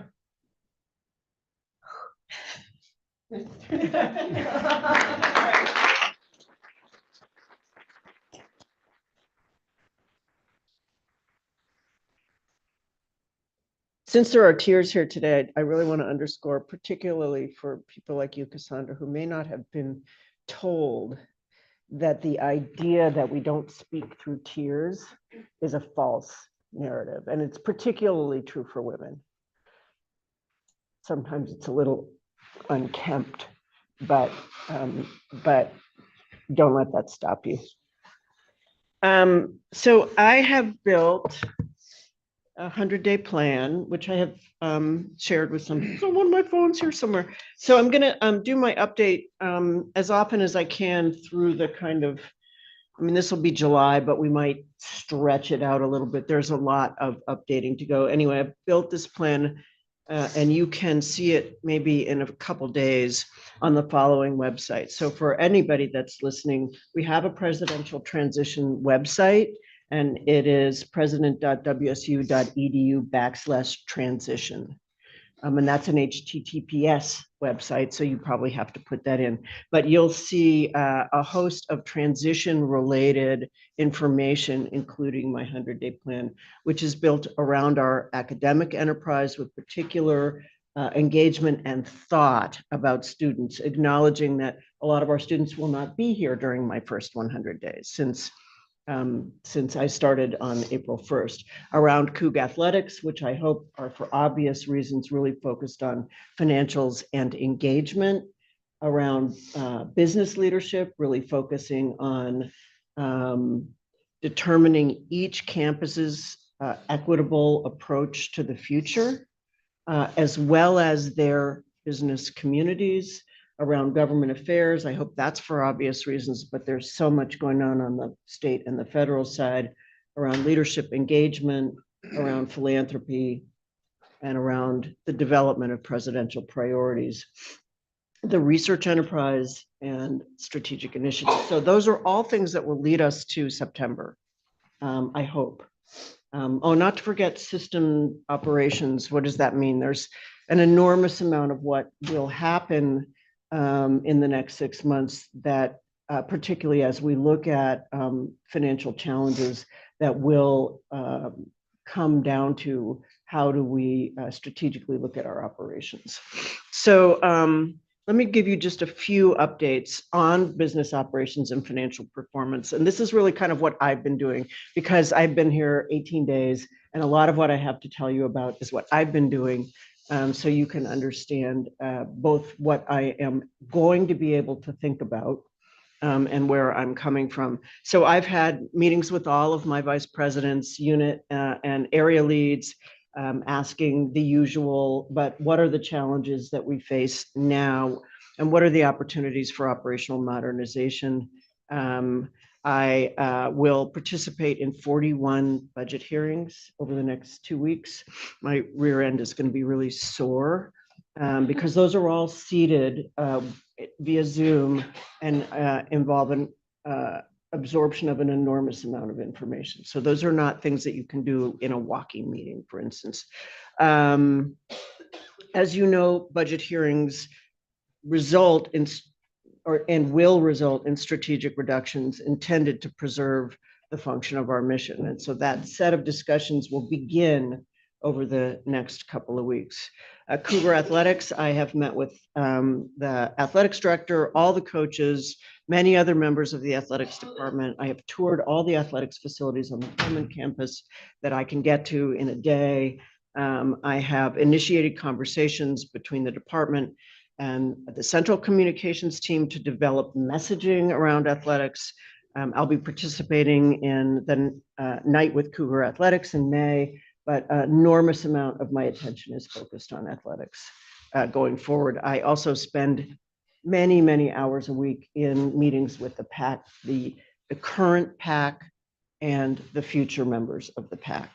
So probably 40% of my time is spent in combination on athletics right now. And I will attempt to bring you contemporaneous information there as often as I can.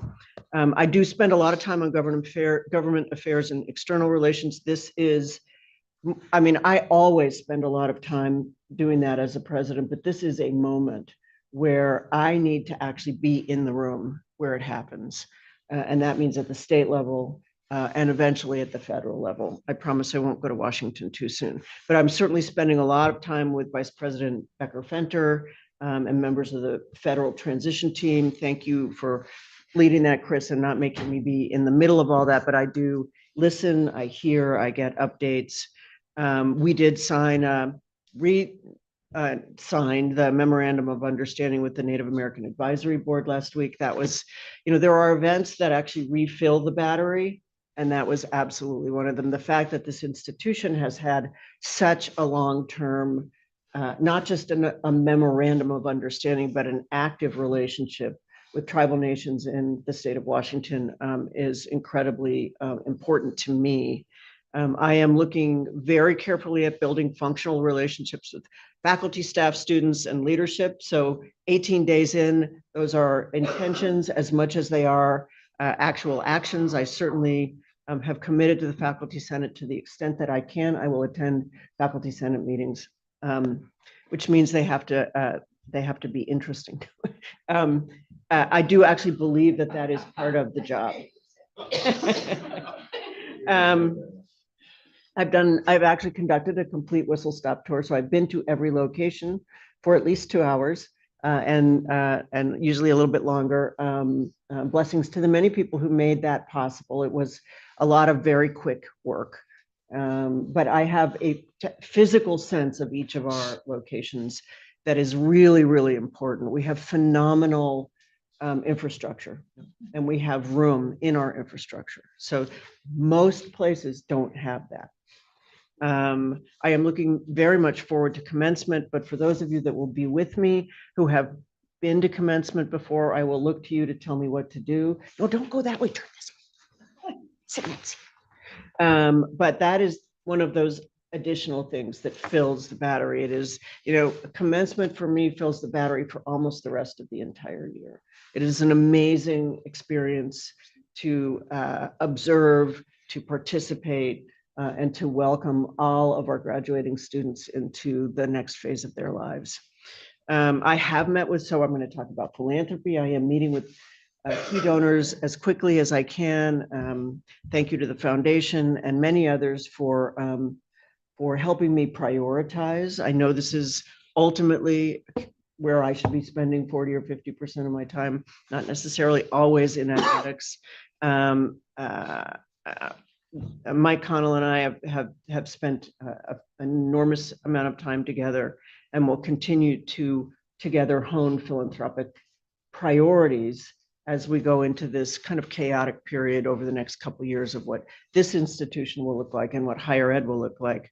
I am thinking about strategic initiatives, even though there's an awful lot of what I call the tactical that is demanding share of mind. We have got to be able to project out more than a year. And so I am really at this point listening inside of WSU for what are our cultural imperatives? What are our traditions? And what's our history? What are our communities like? Because those are the basis functions for strategy, for meaning 5 years out, where do we want to be? How do we continue to serve our tradition and our students in a decade? And I'm evaluating our communication structure in my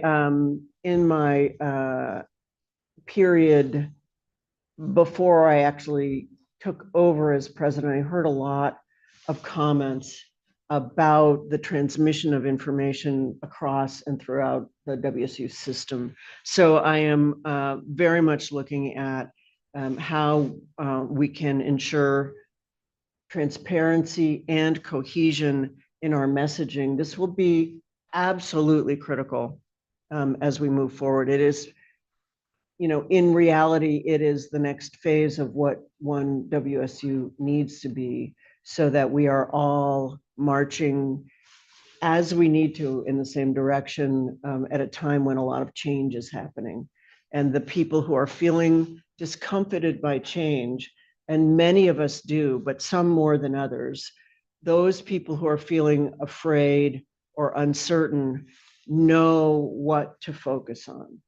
They have, we have communicated and transmitted what our compass is and where we are going. So that fear it's not for many people that it will go away, but that it has a place to focus and we can all work in the same direction. So thank you again, Chair Schauer, for bringing me here. I am not afraid of our future. I am not overwhelmed most of the time. I have had an amazing 18 days, and I fully expect that each time I give a report, it will help us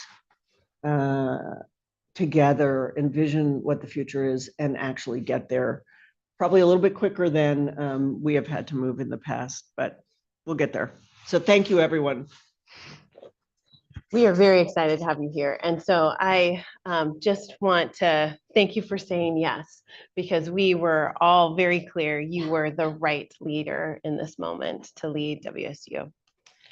So I don't know if this is. Can I interrupt you for a Yeah, moment? So, sorry, Chair Shower and President Cantwell, thank you very much for that report. As we were navigating this transition in your report, I failed to give space to the regents who wanted to say something to Lisa. Oh, no, I think we should just keep moving. No, you know, you have Sorry, that was plenty of more tissues there, so let's work on that. Over here. I just want to say, I really want to thank you for your leadership, Lisa. And you have been a real inspiration.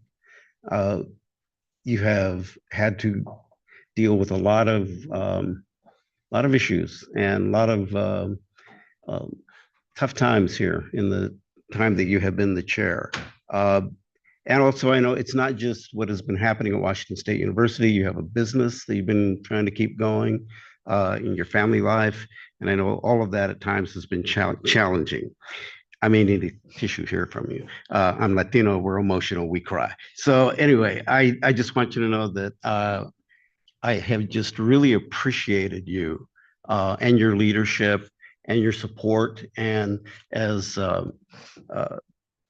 Betsy mentioned about your kind of moral compass and values, they align right with me, and because I feel that, and I really appreciate how you have always that's been at the top of where your heart is, and so I appreciate that very much, and I just want you to know that, and you've done a great job. I'm glad you're still going to be on the board here, so thank you.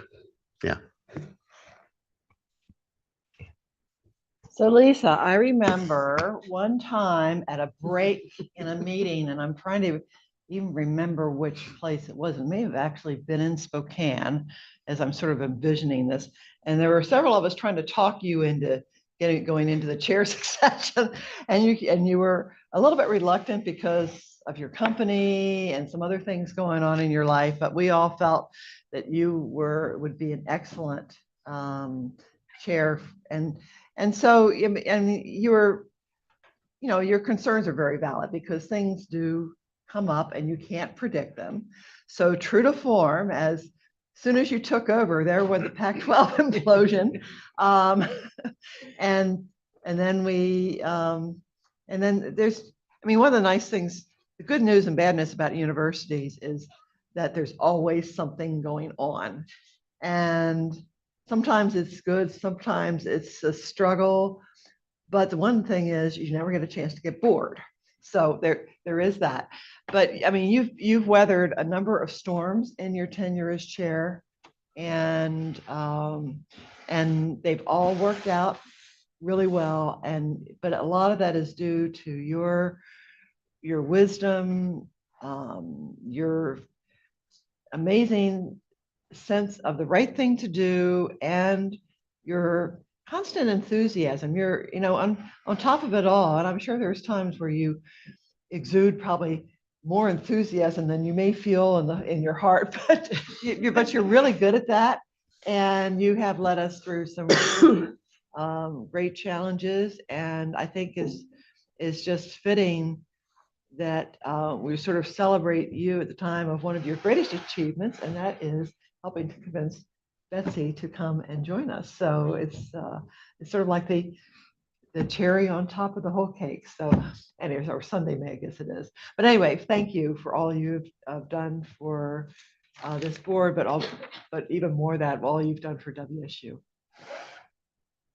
Lisa, when I think of you, I think of the right leader at the right time.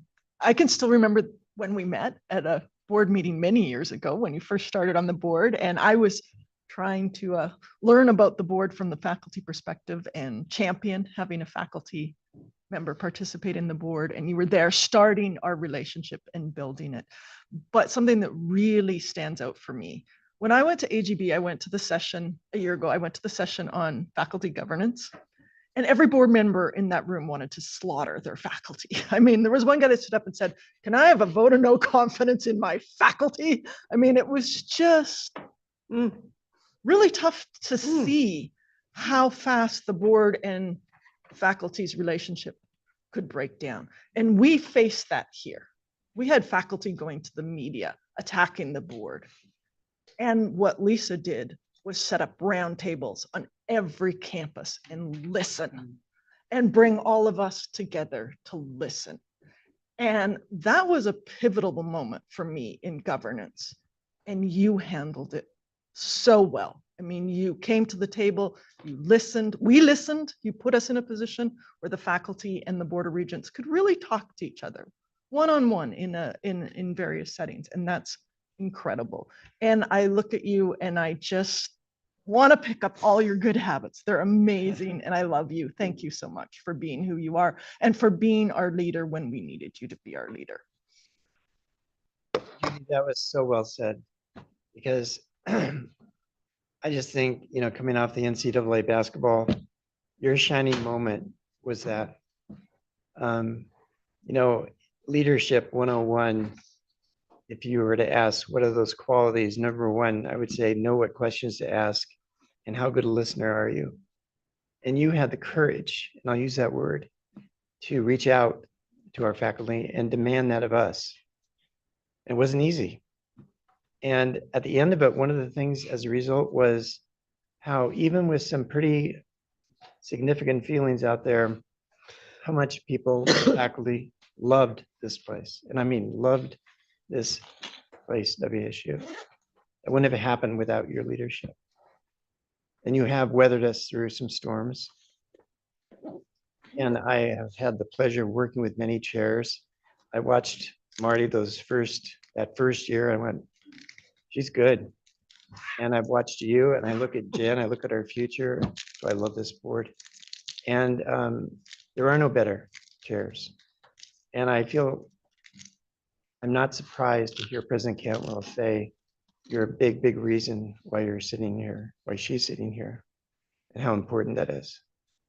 I'm just so thankful you're not going anywhere. This isn't a goodbye.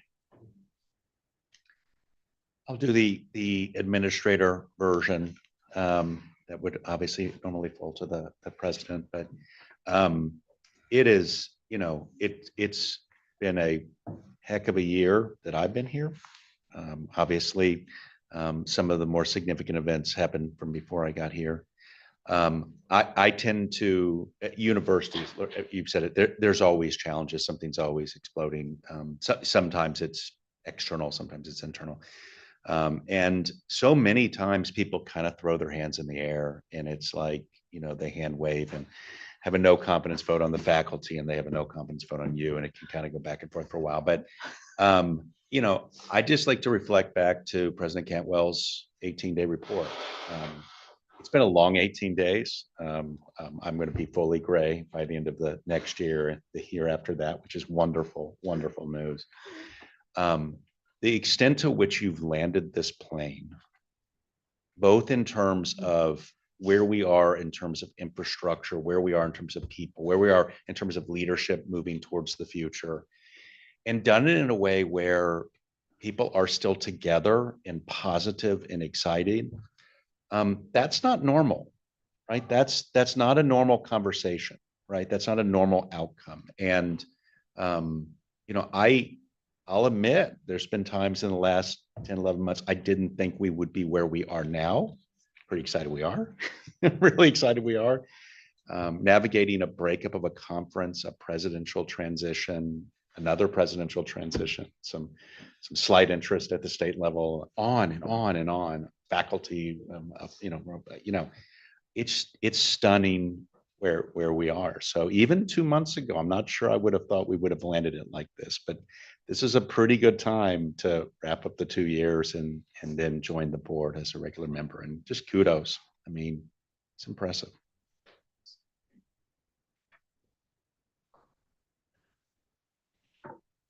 Well, you know, in January, I came onto this board not knowing what to expect. I didn't know any of you. I don't think many of you knew me. You knew some of the things I'd done in the legislature, but the way that I was welcomed and invited in and made a member of the team. And oh, by the way, the first board meeting, we're going to interview 5 candidates for you for president. Baptism by fire. But, you've steered this ship down the straight middle of the stream, and I really relish your friendship and your hard work and all that you've done to keep us going, and I look forward to continuing to work with you. In philanthropy, there's a saying that people give money to people. And in management, people spend time with people with whom they want to spend time, where they see leadership. And that's what attracted me to this opportunity. Thank you for that. I think you're an incredibly articulate leader. You always know exactly the right thing to say, always. And I just think that everything and everyone you touch, Laura was talking about your positivity, is better because of it. And especially as a student, sometimes people don't give you the credit or the time of day, but I have really felt like a thought partner with you as well. And so thank you for giving me that space and being so open and just being an amazing person. You're an amazing person, Lisa. So Thank you. I am truly honored and truly honored. Thank you. It's still yours. Keep going. Not done yet. Let's see what we can do for the next couple months. We have at this time a report by our chancellor for Spokane, and I would love for Daryl to join us here and to be able to share a little bit about the great things that are happening on this campus. So with that, Chancellor DeWalt.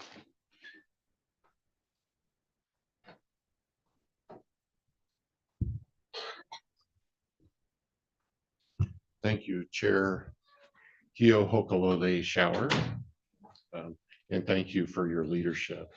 I would like to also take a moment to say to Mel, who left, I'm going to talk about him, working with him for 13 years, the deep appreciation for his leadership, his courage, the respect that we have for him, just to appreciate his friendship.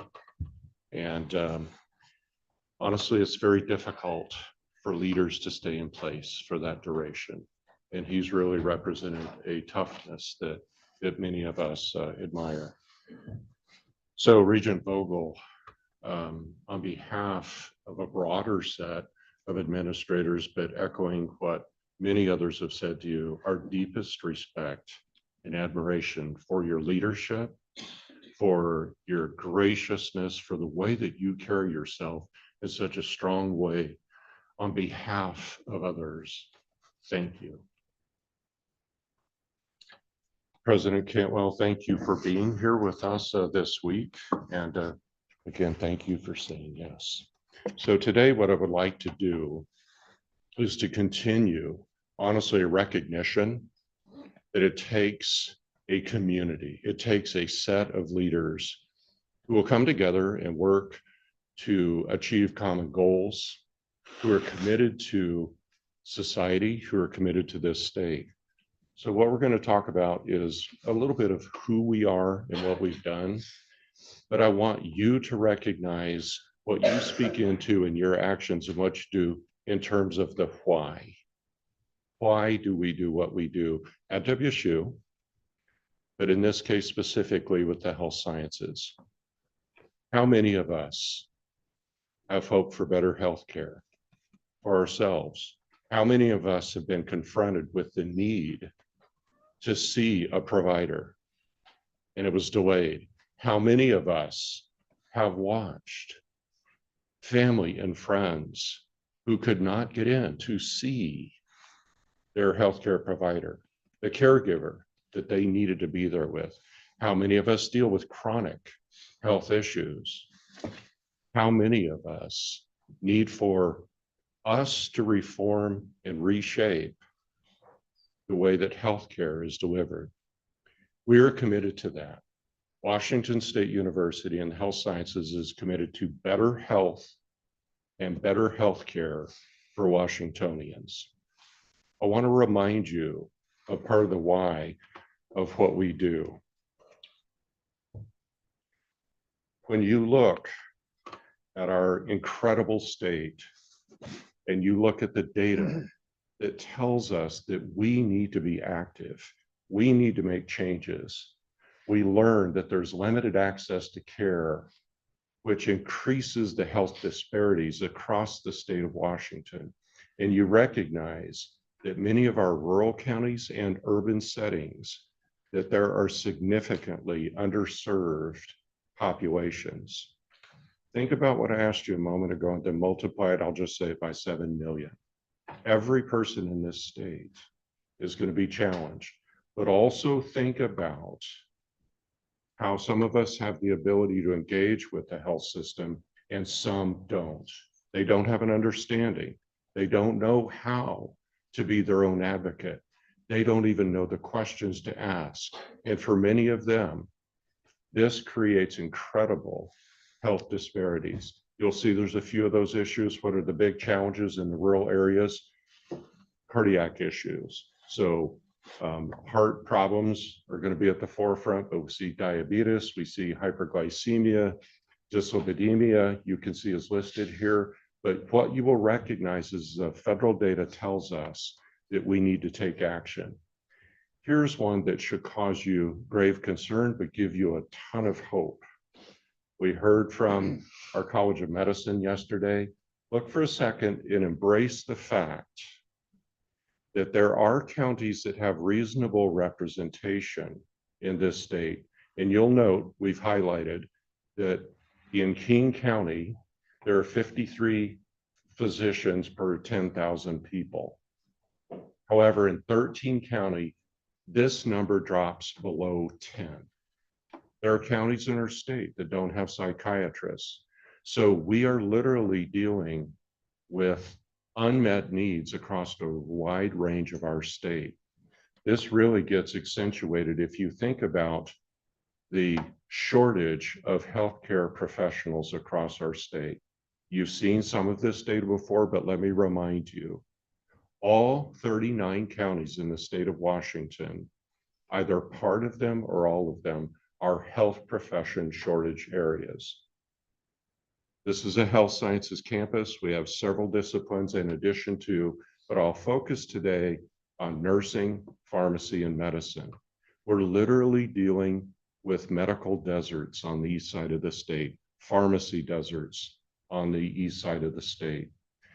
Across our state right now, there are more than 5,000 nursing openings. What does that tell you?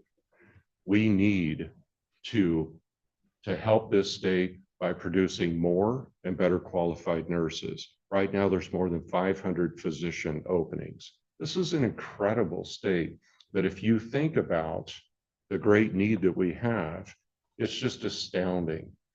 There are also some statistics that tell us that a lot of our physician workforce is aging out. Across the rural counties, over 25% of the physicians are 75 years old and older. We need to take action. We need to do it right away. This also points out, as you can see, sometimes what people call mid-levels, but providers, that we also see significant underrepresentation in many of our counties. So when we talk about what we do, we have to think about what are we trying to address? What is the problem? And you can see that by this and other data, but it's more about what we are committed to in terms of the better health for our citizens. So we're represented by our 3 colleges. As you know, we have a 10-year-old amazing College of Medicine. We have a 60-year-old College of Nursing and a 130-year-old College of Pharmacy and Pharmaceutical Sciences. You can see that we have undergraduate and graduate programs. Predominantly, these colleges are represented by the MD program for the College of Medicine. We now have seated 318 students. People recognize that in this environment, we're actually training nearly as many or about the same as the training of physicians on the west side of the state. And we are the lead to do that. Our College of Medicine, as you know, is across the state. College of Nursing is represented by the bachelor's, a master's, and then also a Doctor of Nursing practice program. Predominantly, our College of Pharmacy and Pharmaceutical Sciences is represented by the PharmD program and a PhD program. And these programs all are both face-to-face, or what we call didactic education, and they are experiential learning. I'm going to show you slides that you've seen before, some of you, but they illustrate that to train our 1,500 or so health sciences students across the state, we have more than 300 contracts with clinical sites and hospitals. Our students are all across the state. They're in all 39 counties. This is where they get much of their practical education. So our mission is, obviously, as we've highlighted before, educational excellence, changing our curriculum all the time, life-changing research. I'll talk about that a little bit more. Clinical impact. More and more, we are pushing into direct clinical care. And by doing so and committing to our communities, we commit to being that modern land-grant institution that is community-based, community responsive, and community transformative.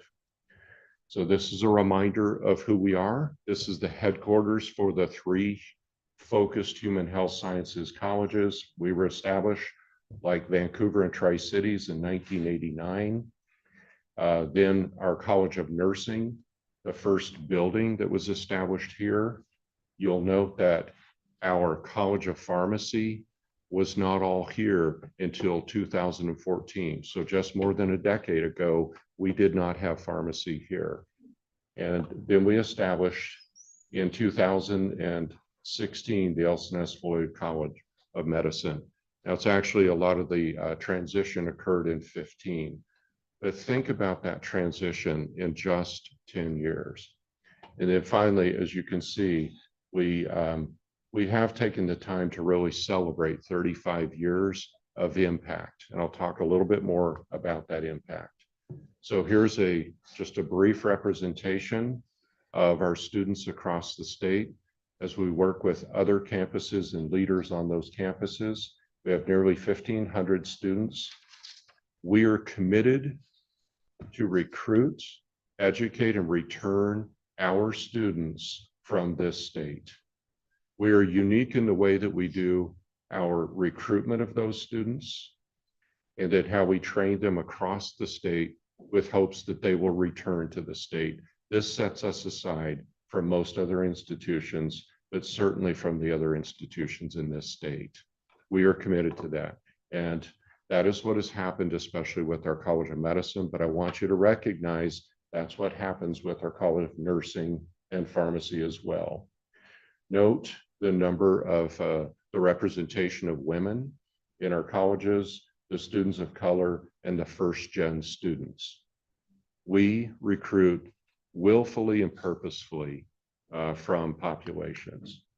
So I wanted to mention what we talked about briefly yesterday, but our research program. If you'll look at this, you'll see that in 2024, we had awards and then expenditures in the health sciences of approximately $50 million. Think about this for a moment. In 2015, before we had our College of Medicine, our research awards and expenditures in 2015 were $16 million. So you fast forward to the commitment of the institution in the state, and now, based on that time point, we're 3 times that. So we are seeking to support this because a lot of this work is not laboratory based. It's actually out in the communities. We've talked to you in the past about our Sleep and Performance Research Center, but I wanted to highlight for a minute our PRISM Collaborative. So as you can see, PRISM is a group of individuals that are that are involved in community-based research. This is human subjects research in many cases, and represented on that team are 11 faculty and 30 staff. They're fairly young. They are part of what was, some of their leadership was part of what was iReach. So this is an extension of the iReach group. But if you'll note, they are a group that is committed to those who are challenged with substance use disorders and mental illness. They have had some of the SAMHSA awards that VP Kristen was talking about even yesterday. We're dealing with HHS, but this is a group of individuals who truly has community impact. We show the numbers because that's what academic administrators do, but this is about changing human lives. So a few of the highlights from last year, note that we had our 4th graduating class of the College of Medicine. Very soon we will have the 5th class, but what I want people to register with is that means that in July, we will have the 2nd wave of independent practicing Cougar doctors who have finished their 3 years of medical residency. Many of them have gone on to longer residencies or onto fellowships, but we will have that 2nd wave. Dr. Record mentioned that 1st wave. We'll have the next one coming. In addition to that, as he mentioned, we have essentially unprecedented match for our students from a community-based medical school. I want to point out that the WSU Health Sciences and Seattle Children's Research Institute collaboration is very strong. We have a whole set of seed grants that have been awarded, and what we require is Seattle Children's and WSU research leaders for them to be funded. I wish to call out Regent Pika and others who stepped up to really help with this and have really fanned the flames on this. We will continue to expand our relationship because what we do is partnership that makes things happen. We'll continue to work with SCRI, but we'll work directly with Seattle Children's as well. And there's some huge opportunities there. WSU and Providence Pediatrics Residency. It behooves me to say it again. It is the first pediatrics medical residency on the east side of the state of Washington. It came at great risk. It came with a lot of work. It came with physician leaders who for 20 years or even 30 wanted this to happen. It's messy, it's expensive, and it's necessary. So we have just matched our 2nd class of 6 of pediatric medical residents who will begin their training here in Spokane with our partnership with Providence. That will happen in July. And that is a testament to WSU's ability to collaborate and partner with other organizations, and it will make a difference. The last is we're working forward, moving forward with the team health, what I would call initiative. This is about changing the whole care model, folks. I'll mention the team health building in just a minute. Let me also talk about a few other things that we are doing. So we have committed to work with Fairchild Air Force Base over a long period of time, and we found them to be very receptive to working with us on educational and research activities. We have leaders who stepped up out of our Sleep and Performance Research Center to work with them. They're submitting grants together. They're doing economic development activities together, and we are doing education with them. So we're pleased to do that. I should mention that the College of Pharmacy and Pharmaceutical Sciences Rural Health Initiative, it does continue to recruit, especially from underserved populations, and to propel those individuals forward into longer-term career in pharmaceutical sciences. And then we just called out that Dr. Zhu, who is with the Pharmacy and Pharmaceutical Sciences, he was highlighted for his incredible high-impact work regarding human lifespan extension and changes at the cellular level. The last is that we do need to celebrate that the College of Medicine and the College of Nursing are doing well in their accreditation status. We're still hoping for the final outcome to be positive with medicine, but those have both occurred in this last year. So part of what we are cognizant of all the time is that barriers to improving rural health are several, including the educational access. So our programs need to be out in rural areas. They need to be that highly connected part of what we do across the state. Then the rural practice characteristics are very, very challenging. I'll be open with you to say that in many cases, medical clinical delivery in rural areas and training is more expensive than on-site at academic health centers, but we're committed to that. And that's what's pointed out in that third point here is the economics of it. It is challenging. So what are we doing? We're offering the health care degrees across the state. We have aspirations to grow our program. I'll talk about those in a minute. But we're committed to and building on our relationally driven community accountability. And we continue to build this out. The other thing is we're highlighting the opportunities for healthcare professionals for the future. I will predict that as we've seen in other professions, pharmacy is one, but there will be waning interest if we're not really active in showing younger people that they can see themselves being a healthcare giver. We'll have to be very clear that that's an opportunity for a high impact career. So we're trying to reduce our barriers. We do holistic admissions.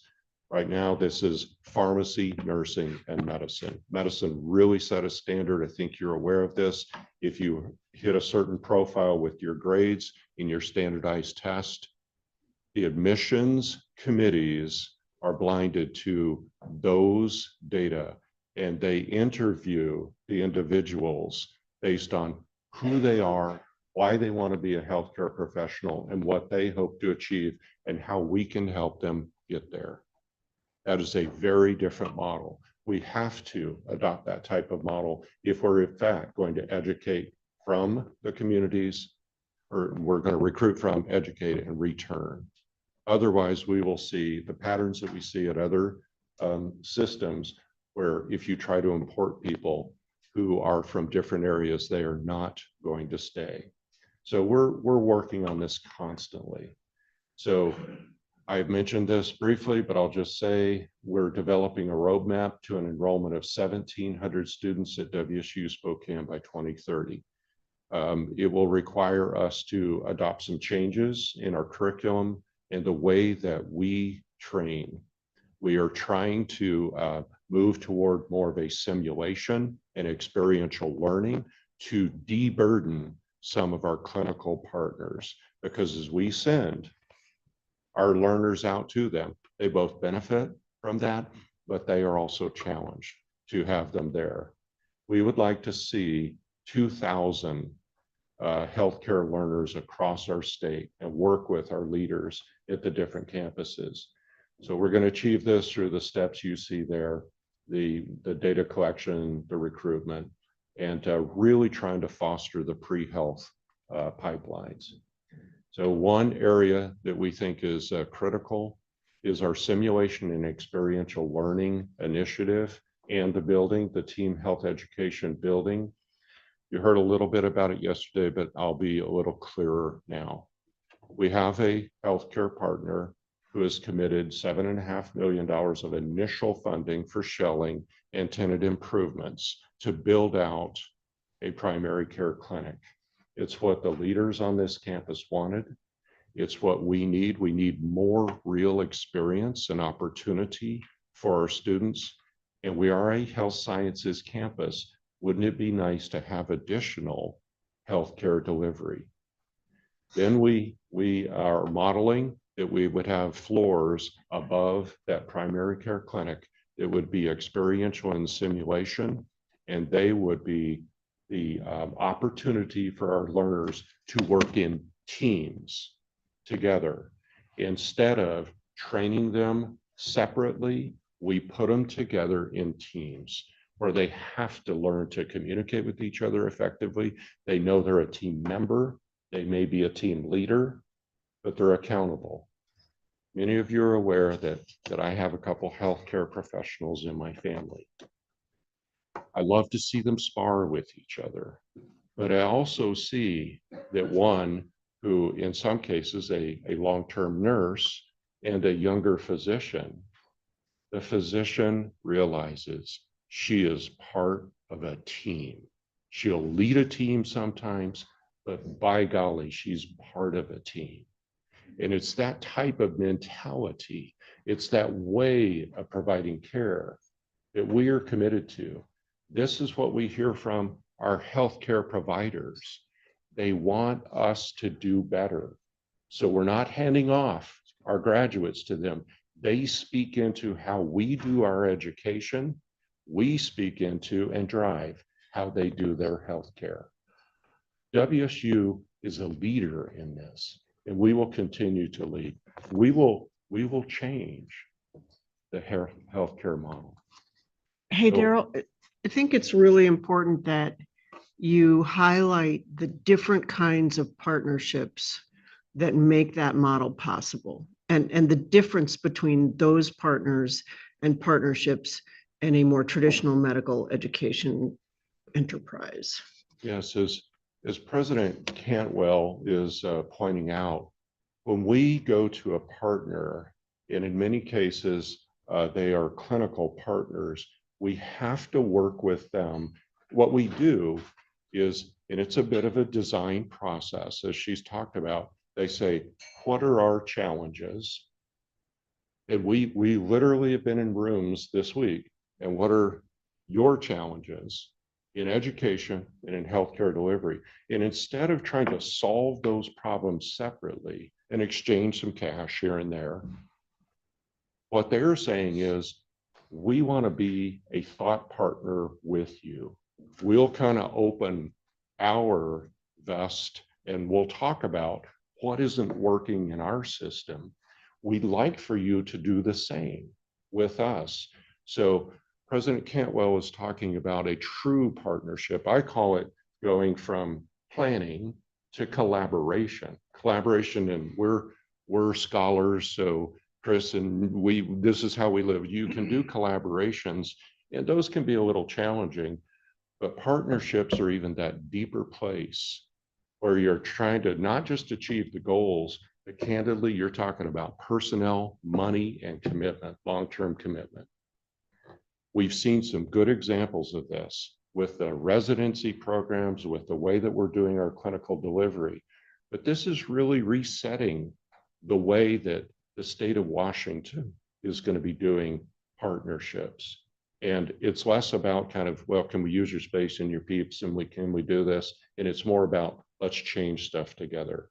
And thank you. That touches on it, President Cantwell, but that's what we're trying to do.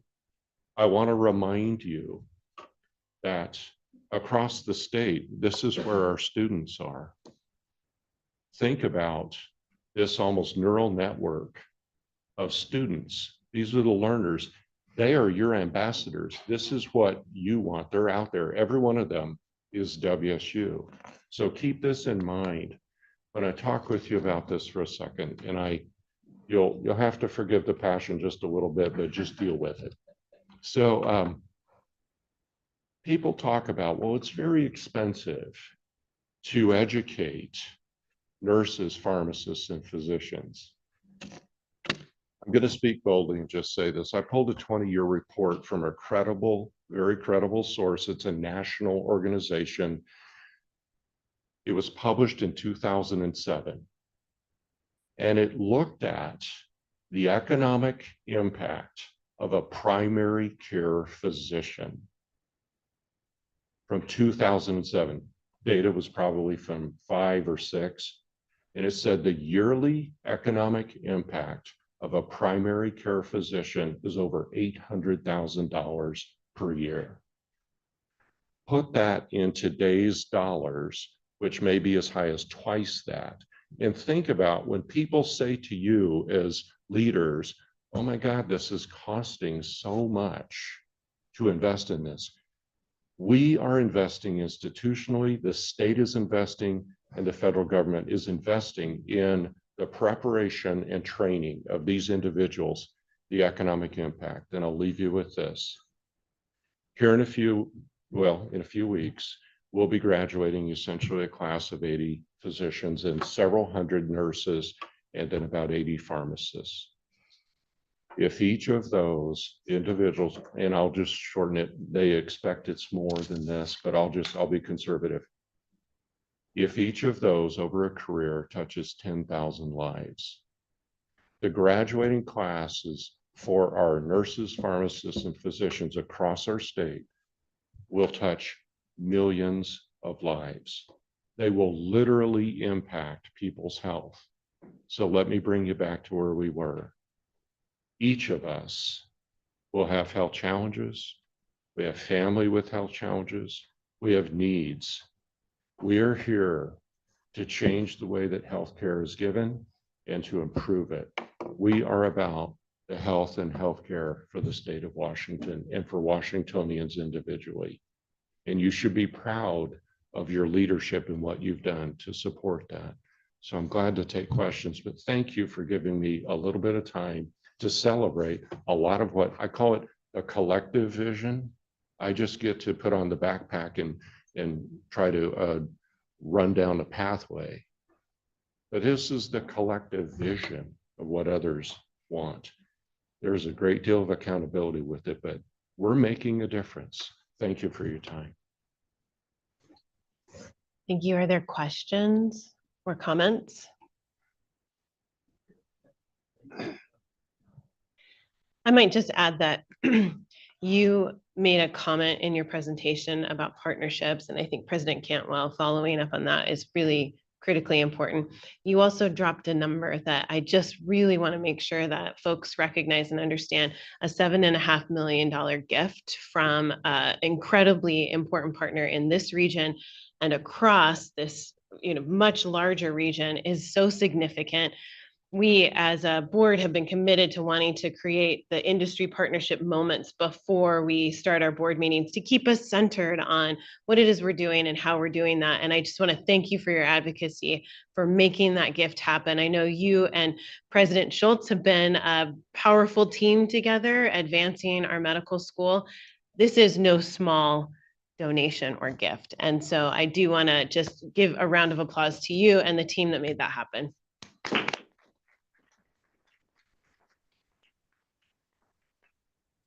That's kind. It took an incredible team, and you know that.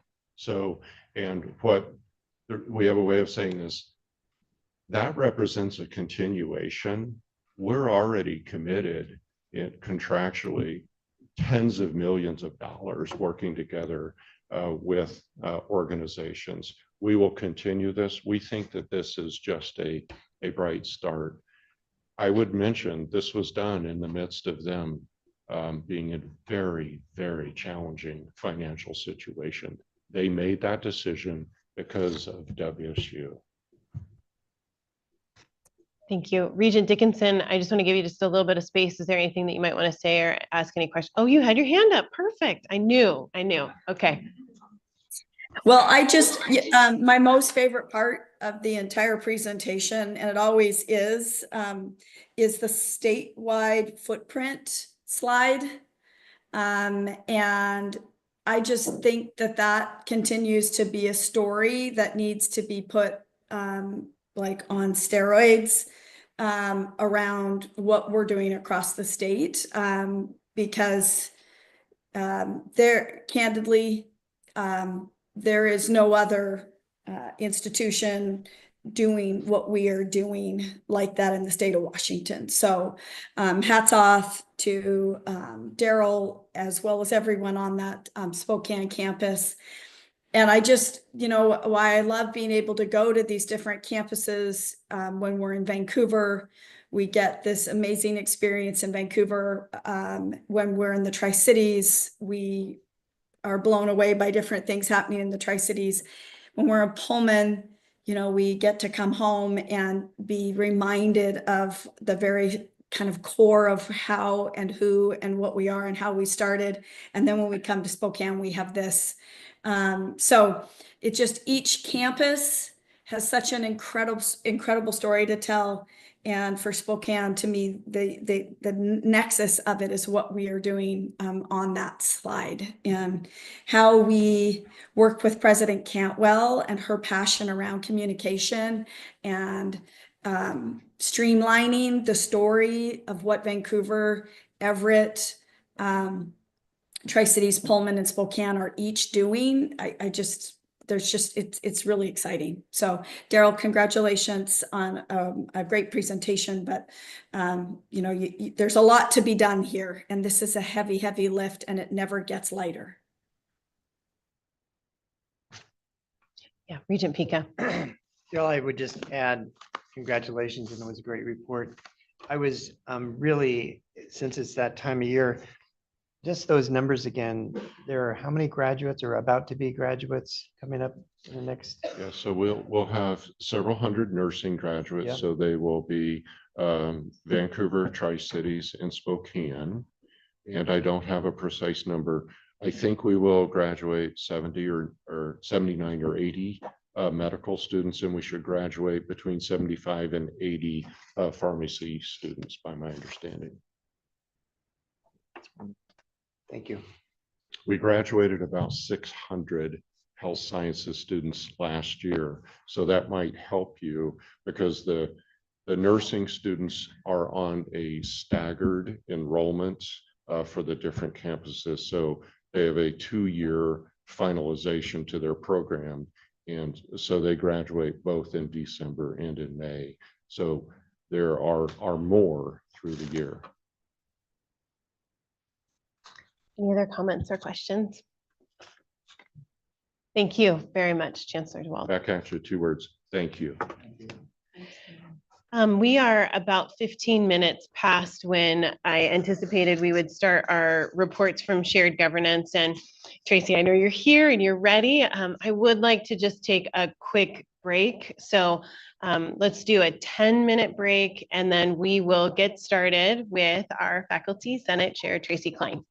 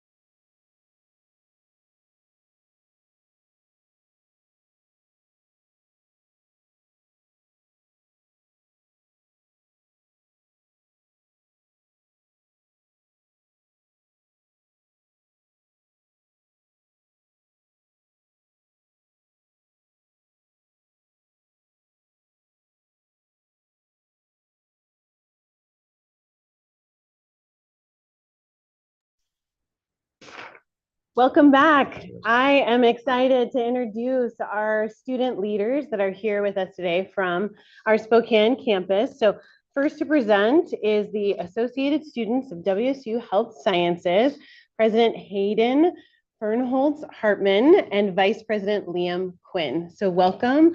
We'd love to hear a little bit about yourselves before you start your report. Sure. Thanks so much. My name's Hayden Fernholz Hartman. I am an undergrad here. I'm about to graduate in 2 weeks so very excited for that.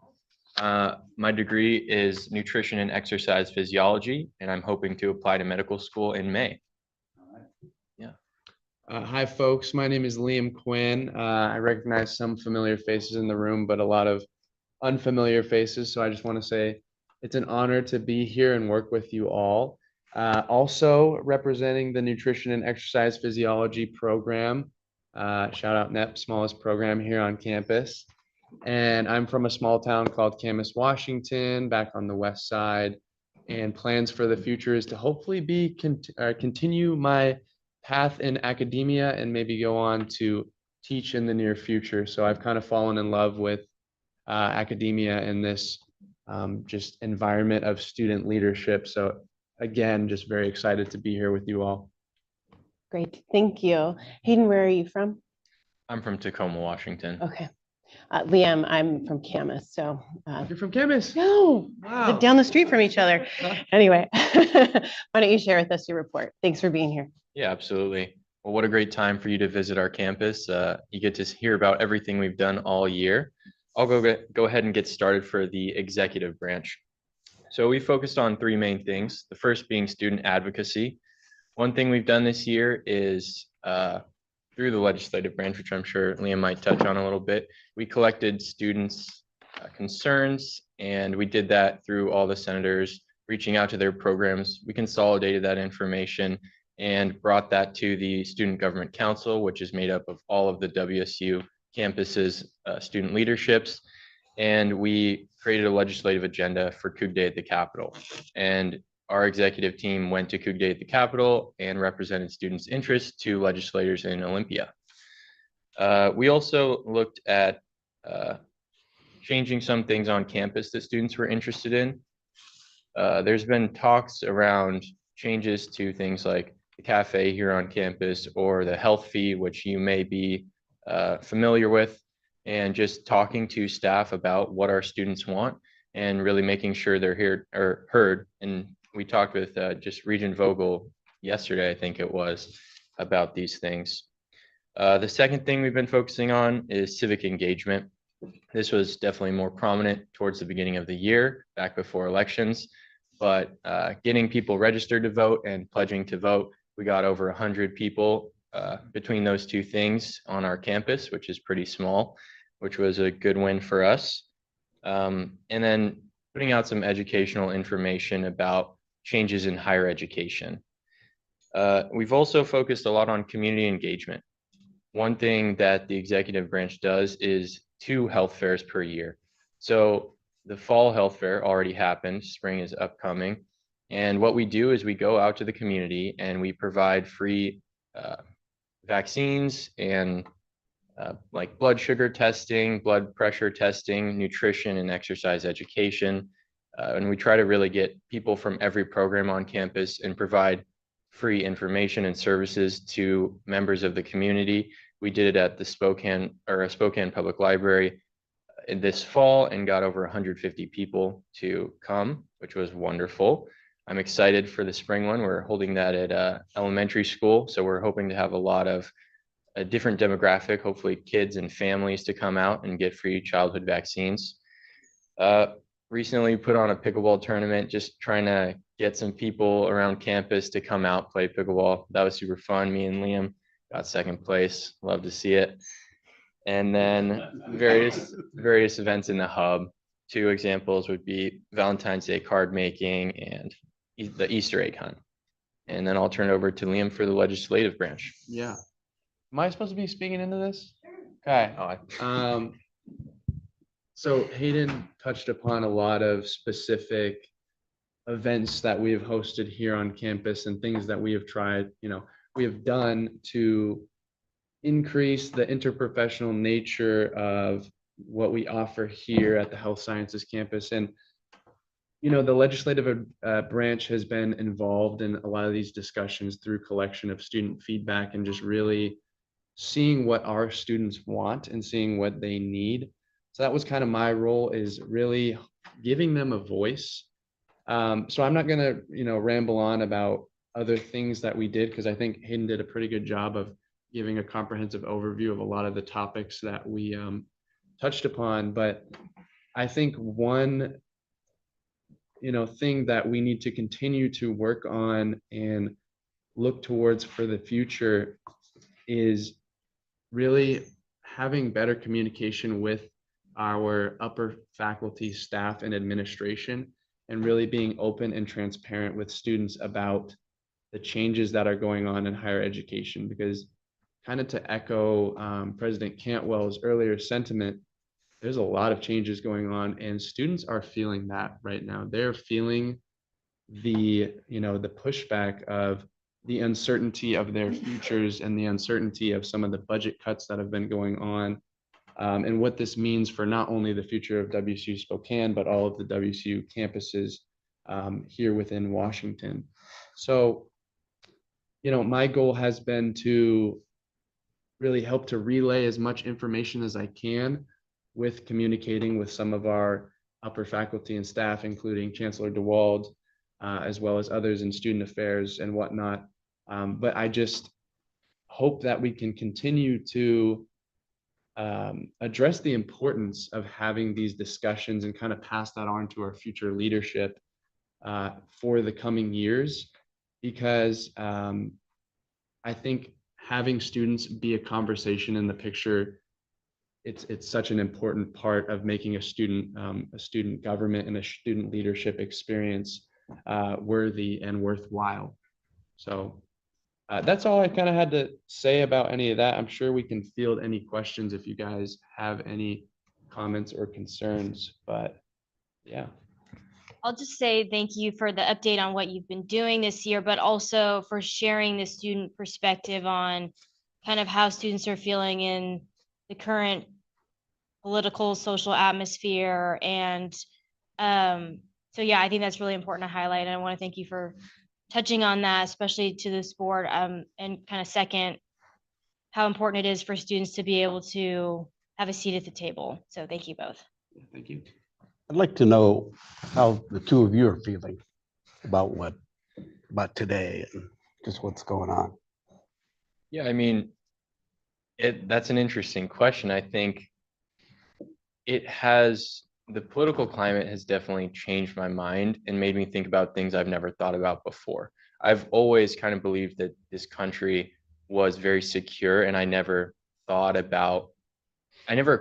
any questions of whether at least the economics would deteriorate as I grow up and as I get into a career. And seeing what's happening right now has made me think about that and wonder what my future will look like and what this country's future will look like. I feel fortunate that the field that I've kind of set myself up to go into has pretty good job security, but I definitely look around at my peers that I've maintained close friendships with people from high school, and everyone's feeling it. It's a tough time to graduate, and it's made me a little shaken, but overall not too bad. Yeah, if we have the time, I'll give a little just kind of insight into my own kind of personal story and some recent changes that have kind of impacted the decision making I've had to make for the future. So as I kind of prior mentioned, one of my kind of goals or aspirations was to get into higher academia and potentially teach, just because I'm very passionate and excited to be able to share my knowledge with other future students and act as a mentor for them, whether that's in a classroom setting or in a student leadership setting. And my current the current plan was to continue my education here at WSU within the nutrition and exercise physiology department, and start to conduct some research through the MS NEP research track. And I went ahead and applied to that program and had some conversations with the individual who kind of runs that branch of our program. And long story short, they ended up not being able to run this program for the future academic year just due to some of these budget constraints, as well as just a lack of students applying to the program. So that really threw, kind of a wrench in the plans of what I originally planned to do, because I was hoping to continue my run here with student government and get some TA experience teaching some undergraduate courses. But kind of to answer your question, I think it touches on the uncertainty for the future and the need to be open for change and the need to be able to pivot, which I think are very valuable skills. Young adults most definitely have to learn how to navigate in this challenging climate right now. But thank you. Yeah. Why'd you choose WSU? Well, being from Washington, I think part of it was definitely a lack of knowledge about the college application process. I was like, well, I'm from Washington. I suppose I'll apply to Washington State University and University of Washington. And one of my friends was going to Cal Poly San Luis Obispo, and I said, you know what, I'll apply there too. And Washington State University was the only place where I was accepted. And so that made my decision very easy.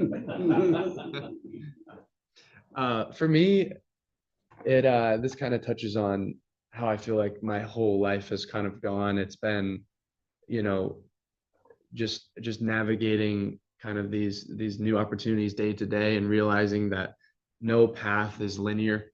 And my path to get here has kind of been a zigzag all over the place. And if you would have asked me, 5 years ago, or if you would have told me 5 years ago that I would be sitting here in a board of regents meeting, for one, I would have been like, what is that? I don't know what that is. But I wouldn't have believed you. I never would have thought I would be involved in student government. But yeah, I went to WSU not because I had a super strong Cougar culture at first, but because it was somewhat close to home. And I had a couple friends that were going there, and I really didn't know what I wanted to do when I was coming out of high school. And I think that's a common challenge for a lot of young folks. But I will say that getting involved in student government has really opened up my heart to the Cougar culture. And I'm really starting to believe now that Cougs support Cougs. And I really feel that energy from you all. So I appreciate that. What about your fellow students leaving you in terms of things like Pell Grants and student loans and them being in danger? You hearing a lot of worry about that? There's definitely concern. I would say the health sciences campus is a unique campus in terms of how much smaller it is comparatively to the other WSU campus. And I think we got exposed more so to the nature of this when we were able to go to Coug Day at the Capitol and kind of advocate for some of these higher education changes. And it seems like something that honestly we need to do a better job of communicating to students that these changes are happening, at least here on this campus, because there are plenty of people that I have talked to that aren't very aware of all the things that are going on. And I don't know if that answers your question, but yeah. I just went about the worry of financial insecurity if it's greater with the threats, which I assume it is. I mean, yes, 100%, I would say so. And thank you for going to the Capitol. Yeah, of course. I spent a little time there myself. Yeah. Thank you both for being here. We really appreciate it. And good luck as you continue to move forward, and congratulations, couple weeks, and that'll be a great day to walk across that stage. So thank you both. Thank you. Yeah, thank you. Okay, Faculty Senate Chair Tracy Klein, come on up.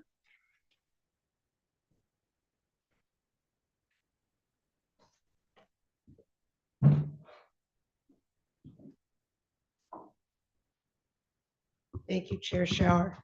Am I projecting okay? I'm here representing the Faculty Senate as the Faculty Senate Chair, but because you've heard from so many people today about their personal experience at WSU, I wanted to talk to you a little bit about my experience as a faculty and also as a student at WSU, just so you understand a little bit about the kinds of people that we have dedicated to teaching here at WSU. I worked for many years as a policy analyst with the state of Oregon, have a long history of working with policy and regulation. Because of some of the things that I saw working at a state agency, I was determined to go back and get my PhD, which is an unusual track for most nurses and nurse practitioners in the United States. Probably about 3% of nurses have PhDs in the United States. And so I had become a nurse practitioner. I'm still a nurse practitioner. I practice weekly in the woods in Oregon in a trailer, providing healthcare to adolescents and young adults who are in the Job Corps program. The opportunity that WSU offered me to get a PhD was really influential to me. It was a new program at the time. I was the first PhD graduate from the Vancouver campus, and that's where I currently teach. I've continued to be able to practice as well as work full-time as a professor, and that's important to be able to role model to my students. So I just want to emphasize the opportunity that WSU has offered in the health sciences for many of us.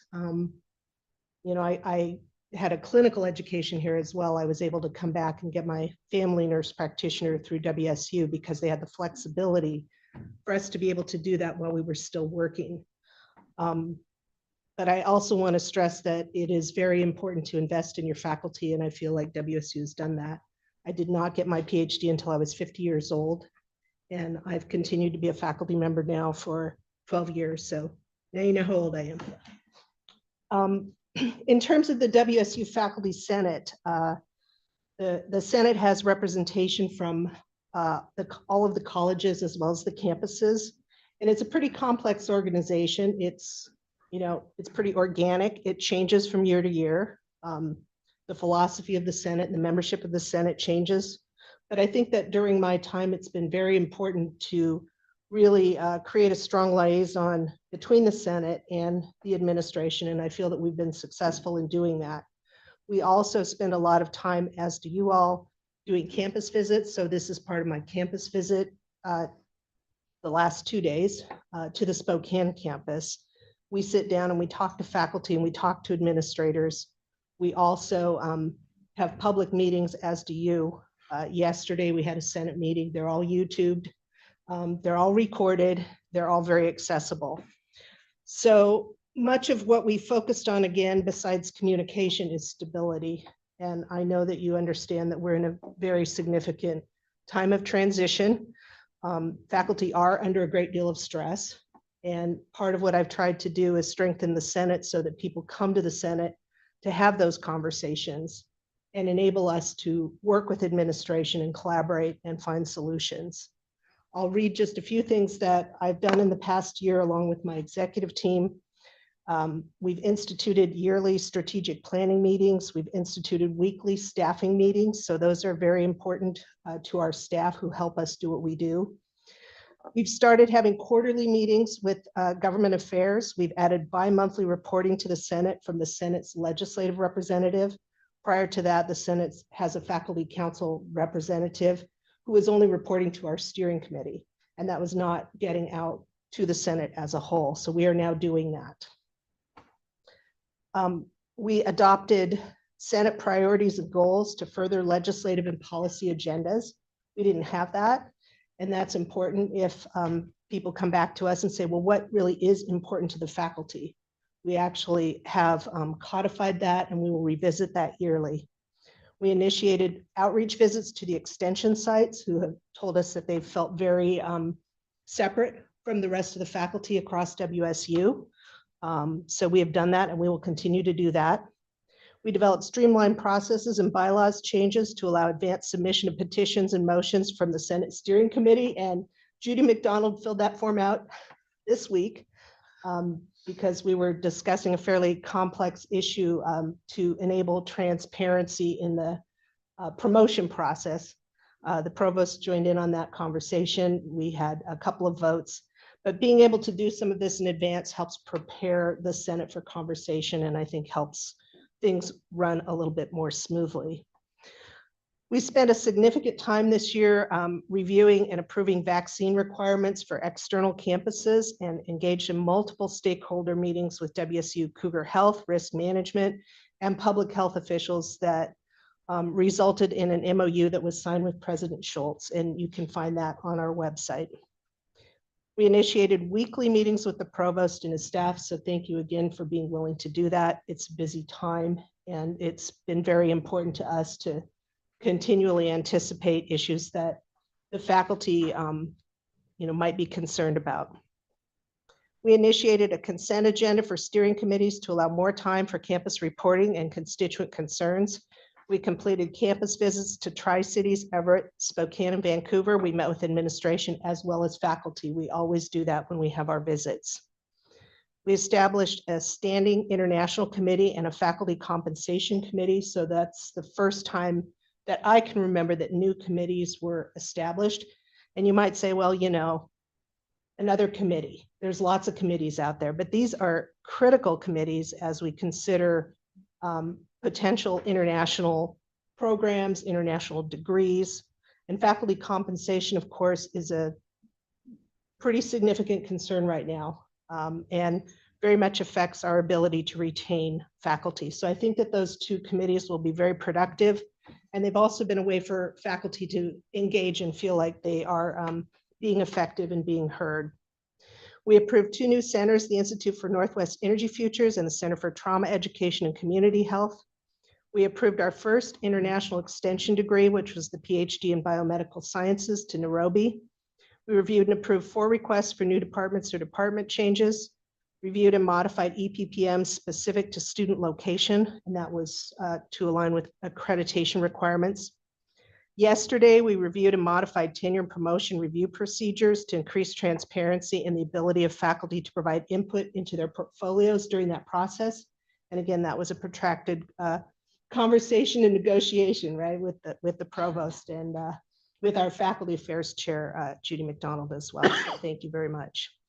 And finally, we provided in the last year Senate representation, of course, on a number of committees, but I was on the Regents Budget Committee, and I will be part of the yearly budget hearing process along with Ken Roberts, who is the chair-elect.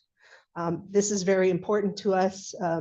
We appreciate partnering with you in delving into the complexities of the budget, and we would like to thank Leslie Brunelli for her educational and consultative meetings with the Senate. So with that, I will pause and address any questions that you have. If you have questions about health sciences, I can probably answer them too. So thank you. I've been a student and a faculty. Regent McDonald and Regent Powell. I'm going to switch hats for a moment, and I've chaired a major Senate committee, the Faculty Affairs Committee, and I think Tracy answered with a resoundingly successful way, the question of, can you lead from anywhere? And when Tracy moved into the Senate executive, we were like, how's that going to work if we're spread out across the state? So we now have Tracy in the chair position from Vancouver. We've got Ken in the chair-elect position from Spokane, and Eric on the Pullman campus. And I would say it's worked wonderfully. Tracy was always accessible to me. We texted back and forth weekly. We probably talked weekly throughout the year. Your leadership has been amazing. Your ability to bring forward important topics and get them, visible, and us talking about them and us looking at things. And I just want to thank you for the incredible work you've done as our Senate chair. Thank you, Judy. And I could certainly echo that, but Judy knows it so much closer than I do. But I just love the fact that we are having people chair the faculty senate from around the system. And I just think that's so important.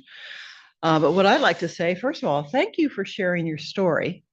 And, it was particularly interesting to me when you said that you started with policy and then went back for the PhD. And I sort of did things the opposite way, where I finished my graduate education and then I got into policy later in science. And I think it's just an interesting, it gives you the policy edition gives you really sort of a unique perspective on a lot of things. But what I really like to say is how much I really appreciate your focus across the board on transparency and on communication. And those are both such important aspects of the whole thing. And as well as working hard and putting huge throughput of work. But, if you can affect a really good communication amongst the faculty with administration and students, et cetera. I mean, it just makes such a difference. And being transparent is an absolute bottom line for being effective. So thank you very much. I have probably worked with you as much as almost anybody in my first year here. You are a unique combination of incredibly vigilant. I think you often are alerting me to something that is occurring before I know it, even though I should know it before. You are goal-oriented and solution-oriented, which is unfortunately rare and exceptional in our profession. Sometimes it's easy to and you also, I'm trying to think of the right phrase because this is on public television, but you are willing to be a strong oppositional advocate when needed to do so. So we can use different phraseology. And I feel incredibly lucky that we worked together my first year here. You've gotten a ton done. We've gotten a ton done. I think we've really set up what this should look like moving forward.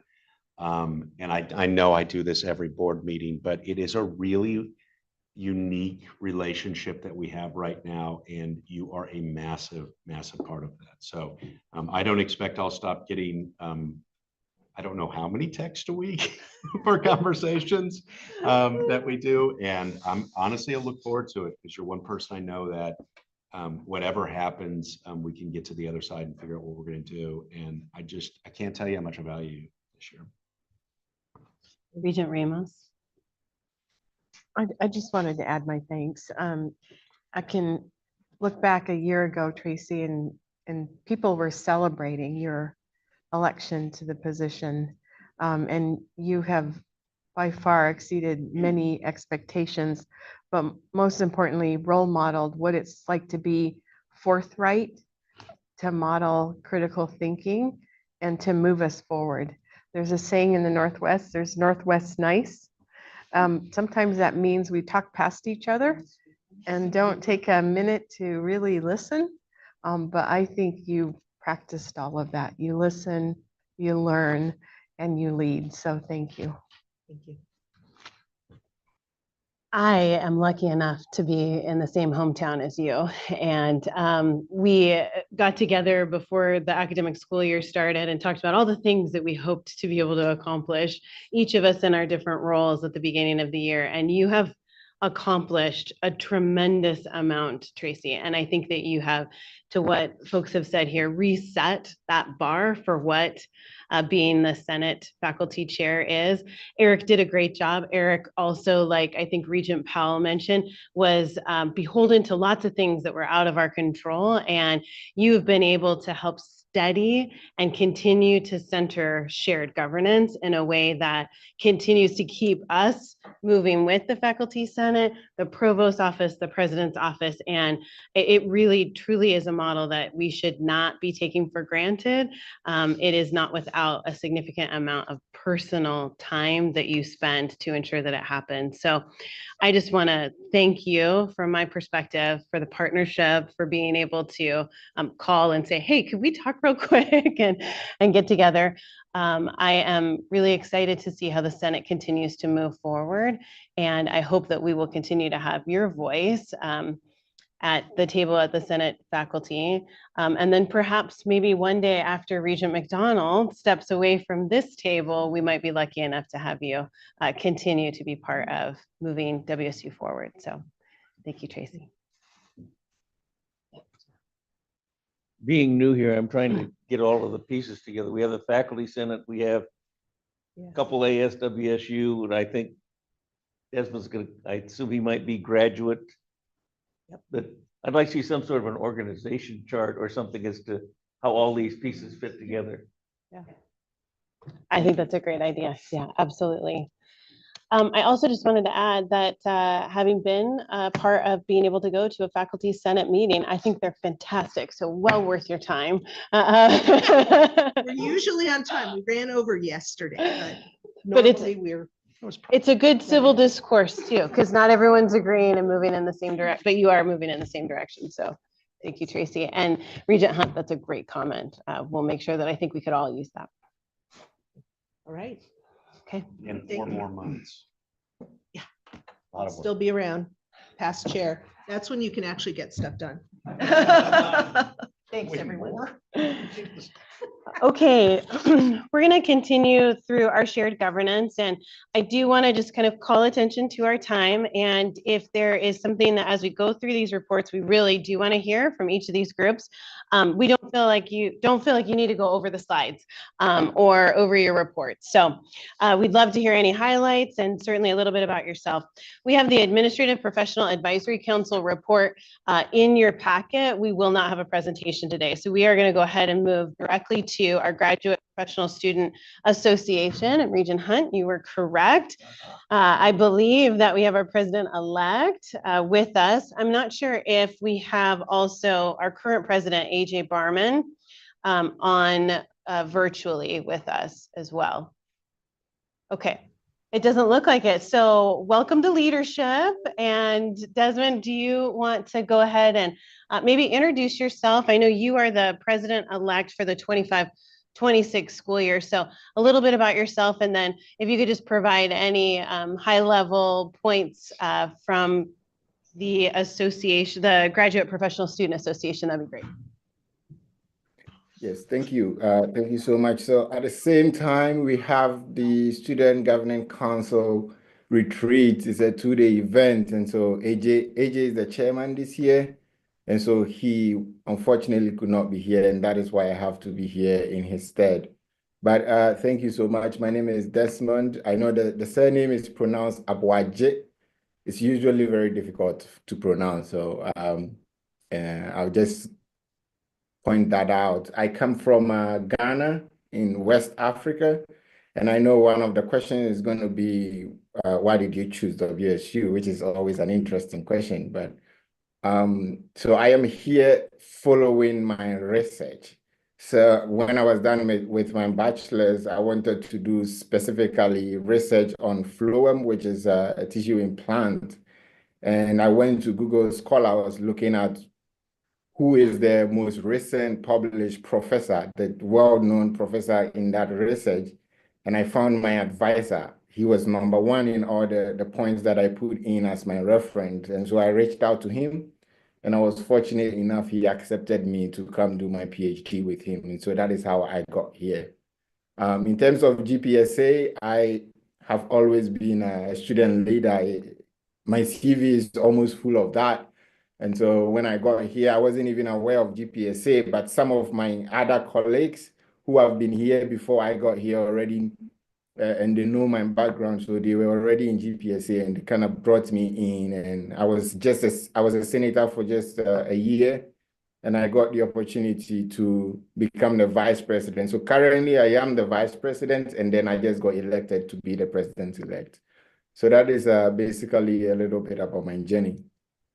And if you, I can just go ahead and give just the most important points like you mentioned. And I think one of the key things that we worked so hard for last year is to enhance the professional development for graduate students. And a big one is always research, because graduate school is all about research and presentation. And so we put a lot of effort towards the Research Expo. And this year we received a record number of abstract submissions for that. over 272 students wanted to present their research. And because it's in partnership with Showcase, usually we split the student presentations for awards and judging. And so we split that with Showcase as well. In fact, because of the large numbers, we had to change from using the senior ballroom to using the Beasley Coliseum. And if you go there, we were all around. So that was very interesting for us. That was a very successful event as well. We just gave the awards like 2 days ago. So that was very good as well. And thankfully, because every year we change leadership, we also organize our election. And I just wanted to chip in that it is quite interesting that even the current year and the next year, the leadership of GPSA is full of international students. I myself, I am on a F1 visa, and so the changes in federal level is really interesting and how we are going to deal with that as GPSA. But together with my current elected leaders, we are discussing all the efforts that we can put together among ourselves and how we will be able to withstand any changes. But we also really truly believe that the Cook family is strong, and regardless of what's happening up there, together with everyone else and together with our new president, we will be able to find solutions and still cater for our graduate students, because this is why we have the largest number of international students. And we know that the Cook wants to go global, and so it is important to still have these students studying and successfully completing their degrees, whether it's PhD or master's. So there are a lot of things that we do to ensure that graduate students are successful. But for me, I am always interested in the professional development space, and that is why the federal changes are a little bit scary, but hopefully we'll find our way through. I'll just end here, and I know you have our report, and so if you have any questions, I can take them. Great. Thank you so much, and for anticipating the questions that we're going to ask you. Are there other questions that the board may have? Comment. I'd just like to say congratulations on your appointment, and we look forward to working with you in your new role. Thank you for your sincere report. I'll just add that Regent Ramos will be joining your retreat on behalf of the board of Regents. So you'll get to see Regent Ramos in Pullman in the next 24 hours. 3 hours, she'll be there. Thank you. Okay, all right, let's move to our Vice President for Advancement and CEO Mike Connell to provide the report for advancement, which encompasses Foundation and Alumni Association. Mike, it's great to see you in person.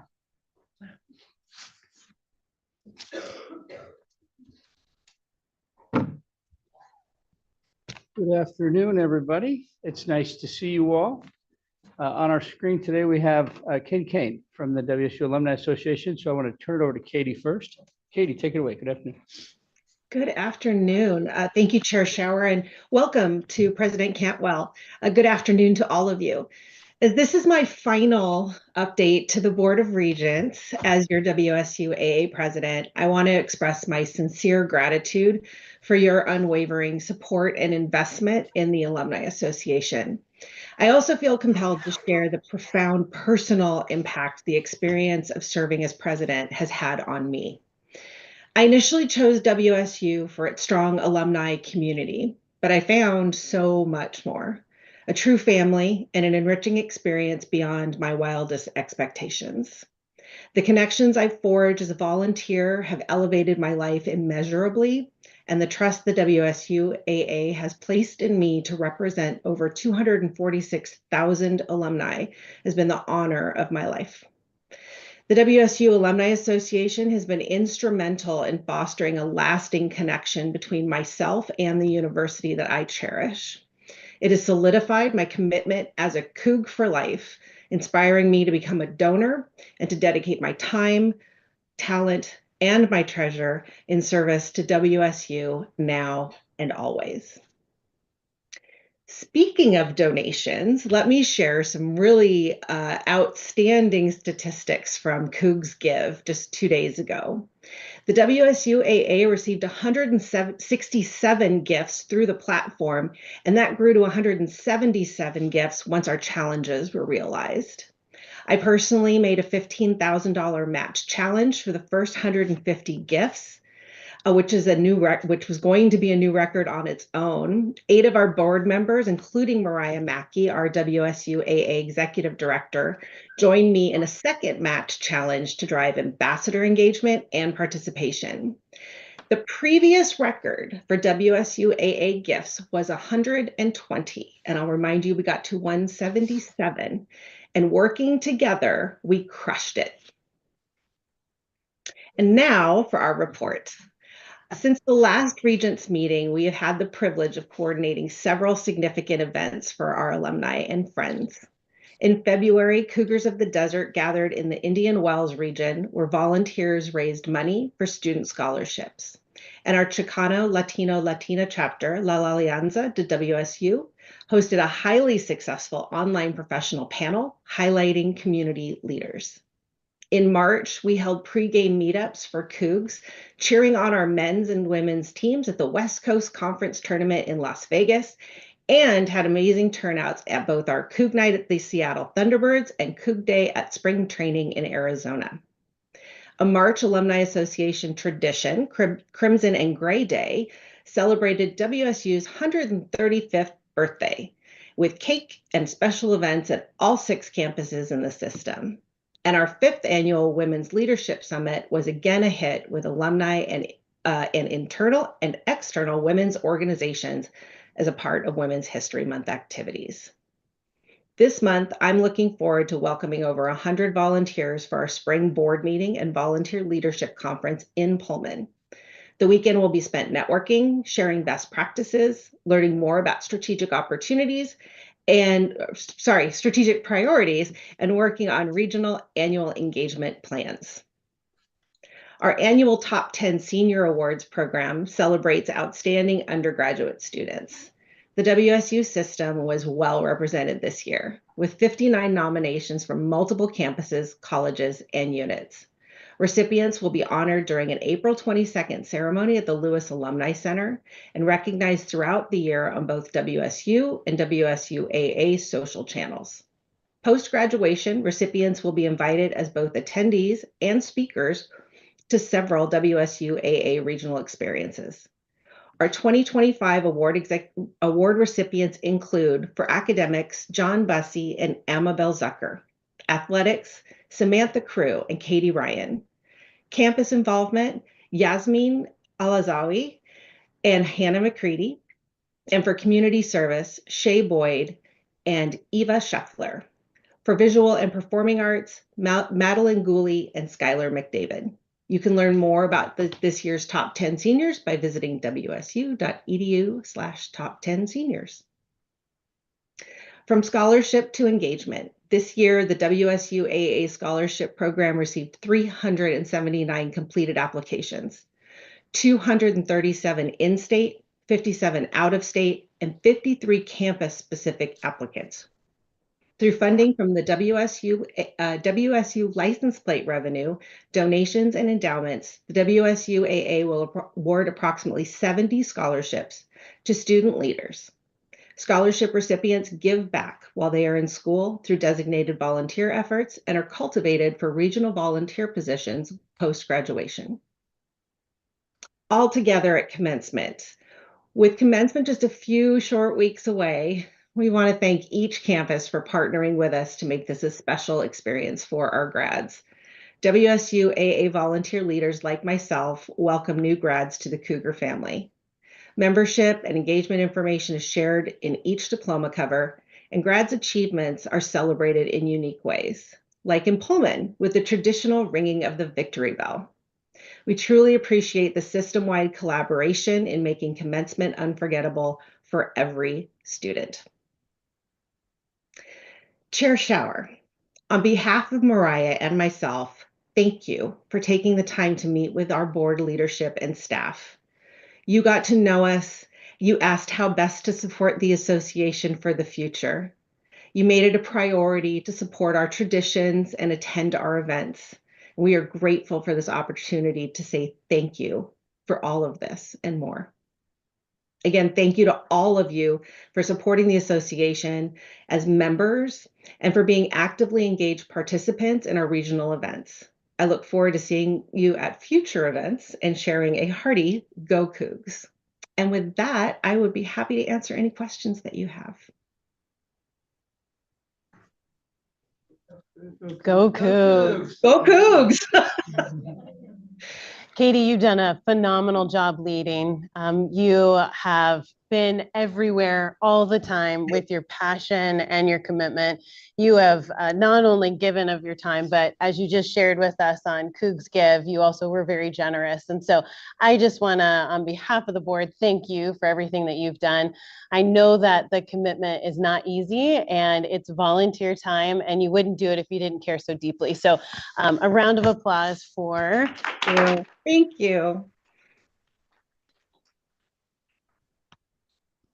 Thank you again, Katie. Appreciate I can't really improve upon what Regent Shower said. You know, Katie's a graduate of Global, and she's everywhere all the time. So I think of her virtually. It's like she apparates from, you know, Pullman back home, Seattle, wherever it may be. So a huge thank you to Katie. While we are extending gratitude again, Chair Shower, thank you for your leadership and your partnership in philanthropy. I really appreciate the fact that you've made it a priority for not just you, but for the board. And I'm incredibly grateful for all you've done for Washington State. As I usually mention, as I start the meetings, I'm grateful to each of you for your time, because as you've said more than once, this is a volunteer commitment. And I'm sure most of you had no idea what exactly you signed up for by the time you got on that merry-go-round. And now sometimes it's hard to get off, but thank you very much. Similarly, Regent Vogel, you've brought an amazing perspective to this. So I just want to say thank you for your engagement as a regent. And I know Mel had stepped out, but I'm grateful for Mel's partnership in philanthropy. I view Mel as a system leader. And then if Hal were looking down, and I think he is, he would tip his cap to his successor and know that the baton has been, you know, from Hal to Mel, and now as we envision the future of WSU Vancouver, what's been accomplished and where WSU and WSU Vancouver are going. So I'm really grateful to Mel. I usually start with the numbers, so let me do that for a minute. Year to date, as of this morning, just a little over $98 million has been contributed to Washington State University this fiscal year. I'm incredibly grateful for that support. We usually do the slides, of course, before the meeting. So it was 80.7 when we created the slide, 98.3 this morning. We've had a good couple of months. Daryl talked about a $7.5 million commitment. I've mentioned before that large gifts influence our outcomes more than anything else. You know, President Cantwell mentioned that we've spent a little time together already, and we will continue to. And I'm grateful for her. Really, just she landed with her feet already moving. And I just want to acknowledge Kirk again. The commitment that Daryl talked about, Kirk was scheduled to be in California and was in California. And all the heads kind of got together and said, does it make more sense to fly him back home? I think he got home to Spokane home a little after 1 a.m. and had breakfast with the CEO of the company, which is not that the CEO is not local. And I really do think that helps cement this commitment. It came months later, but when the decision was made to sign on the line, the willingness of Kirk and the team to cut and Ginger to pivot on the plan. We had a lot of important stuff planned for him in Northern California, but the priority was to get him back up here. And so this work it does require, we've discussed this before, it's face-to-face, and there is some decision-making that goes with it. So I appreciate Kirk, Daryl, and Nicole, who leads our health sciences development activities. And then the folks behind the scenes, you know, even our attorney, Terry Kelly, he was under the weather and drafted a really important piece of paper that led to the finalization of the commitment with these partners. So just a huge thank you to everybody. Our endowment, we don't have the 331 numbers yet, the 228 numbers, the endowment, $771 million. That's a high water mark for the endowment. I realize that markets have been a little bit chaotic since around April 1st. And so we'll have to wait and see how those numbers evolve. But I feel very good. And I think I said 771. I want to be really clear. 772.7 million was the 228 value. I know Regent Vogel, last time I presented, you had stepped out of the room. You routinely just double check with me on progress relative to divestment. You had left the room to take a test. And so just maybe addressing your question before you ask it, I think I mentioned in March that then President Schultz had asked us to find a good ESG fund for those donors who are interested in investing in that space. The investment committee meets again May 28th. We've not met since I last saw you, and we've asked Mercer to identify a couple alternatives. So we'll keep you posted there, or we'll keep the body posted. Yeah, absolutely. Katie mentioned Cougs Give. I'll hit some numbers relative to Cougs Give. Katie hit some relative to the Alumni Association. I'll go more broadly, but I also want to comment, Cougs Give, yes, it's about philanthropy, but it really is a wonderful opportunity to enhance awareness of philanthropy. When we have focused days on philanthropy, we engage new donors, we increase the awareness of the impact of philanthropy on WSU. We increase the awareness of WSU. Our social media presence this year was off the charts. I'm really grateful to the ambassadors, many of whom are folks just like you. They're engaged with WSU, they're alums, and they're out in the social media space. And it really is a fantastic day. Now, to get to the numbers, total amount I think we've already purchased it out publicly, $1.15 million. The all-time record prior to Wednesday was about 791,000. This is an increase of more than 45%. And so it's really a testament to the teamwork. Every campus, college, and unit spends time trying to figure out what they will promote on Cougs Give, works with the central annual giving team. Just a tremendous effort by the team, and then an amazing response from the donor and prospective donor base. So 1,645 gifts. Just a first time we've ever had $1 million day in terms of Cougs Give. 10th anniversary for Cougs Give. Of course, I get all kinds of data points and talking points. The one that I love relative to Cougs Give, we had donors on Wednesday from every generation from the 50s in terms of graduation years, 50s, 60s, 70s, 80s, 90s, aughts, 10s, 20s, and over 20 current students supported WSU on Wednesday. So just really appreciative of the support of WSU, the coordination, just how everybody came together for a fantastic day. Speaking of great days, President Cantwell joined me Friday. We had a chance to recognize some of our most generous donors. We're tweaking donor recognition in a couple of different ways. And so this is the first time we've done it this way. She's better with a teleprompter than I am. Let me just be clear there. And I'm going to just throw that thing out the window and just wing it from here on out. We had a really fun night, a chance to thank and recognize donors whose cumulative support was 500,000 or more, and then those at $1 million, which is laureate, 5 million at Crimson Laureate. So just a really nice evening in Pullman on Friday. We've done other donor recognition this year as well. Post-COVID, we do some virtual stuff. Some of the things that Kirk did as he was wrapping up his time. We have an evening social virtually with donors. It's just a hoot. We send them champagne and the flutes, and everybody jumps on Zoom. And it's just fun for individuals to have a chance to engage with leadership, where they are on a Zoom call with maybe 4 or 5 other screens. Could be 2 people on it, and a chance to just ask the president a question. And in the old days, we did the black tie dress up thing at Beasley. But this is we're probably together about an hour, and it's just, hey, if you got a president, a question for leadership, fire away. And I think those folks that have been so generous to WSU really appreciate that opportunity. And so we'll continue with some evolution of donor recognition, but the last couple of weeks have been a lot of fun in that space as well. Looking forward, our board meets in May down at WSU Tri-Cities, and while we're there, we'll do our volunteer recognition. So we have an Outstanding Service Award. There are both the broader group of Cougs, and then there's a niche for faculty and staff. So we've got some faculty members being recognized for the outstanding service to WSU and the WSU Foundation. We'll also present the BIP Brotherton Cougar Spirit Award, And then our highest level of recognition for volunteer services, the Weldon B. Hoot Gibson Award. Hoot is considered the founder of the WSU Foundation. He was the initial chair and led the visiting committee that established the foundation back in 1979. So I know you asked that we try to keep it a little tight today. So I will wrap it up, Chair Shower, but I welcome any questions anyone may have relative to advancement, philanthropy, or engagement. Regent Wright. Thank you, Mike. It doesn't look like there was any impact on giving for on April 16th, the day after tax day, which some people were curious about.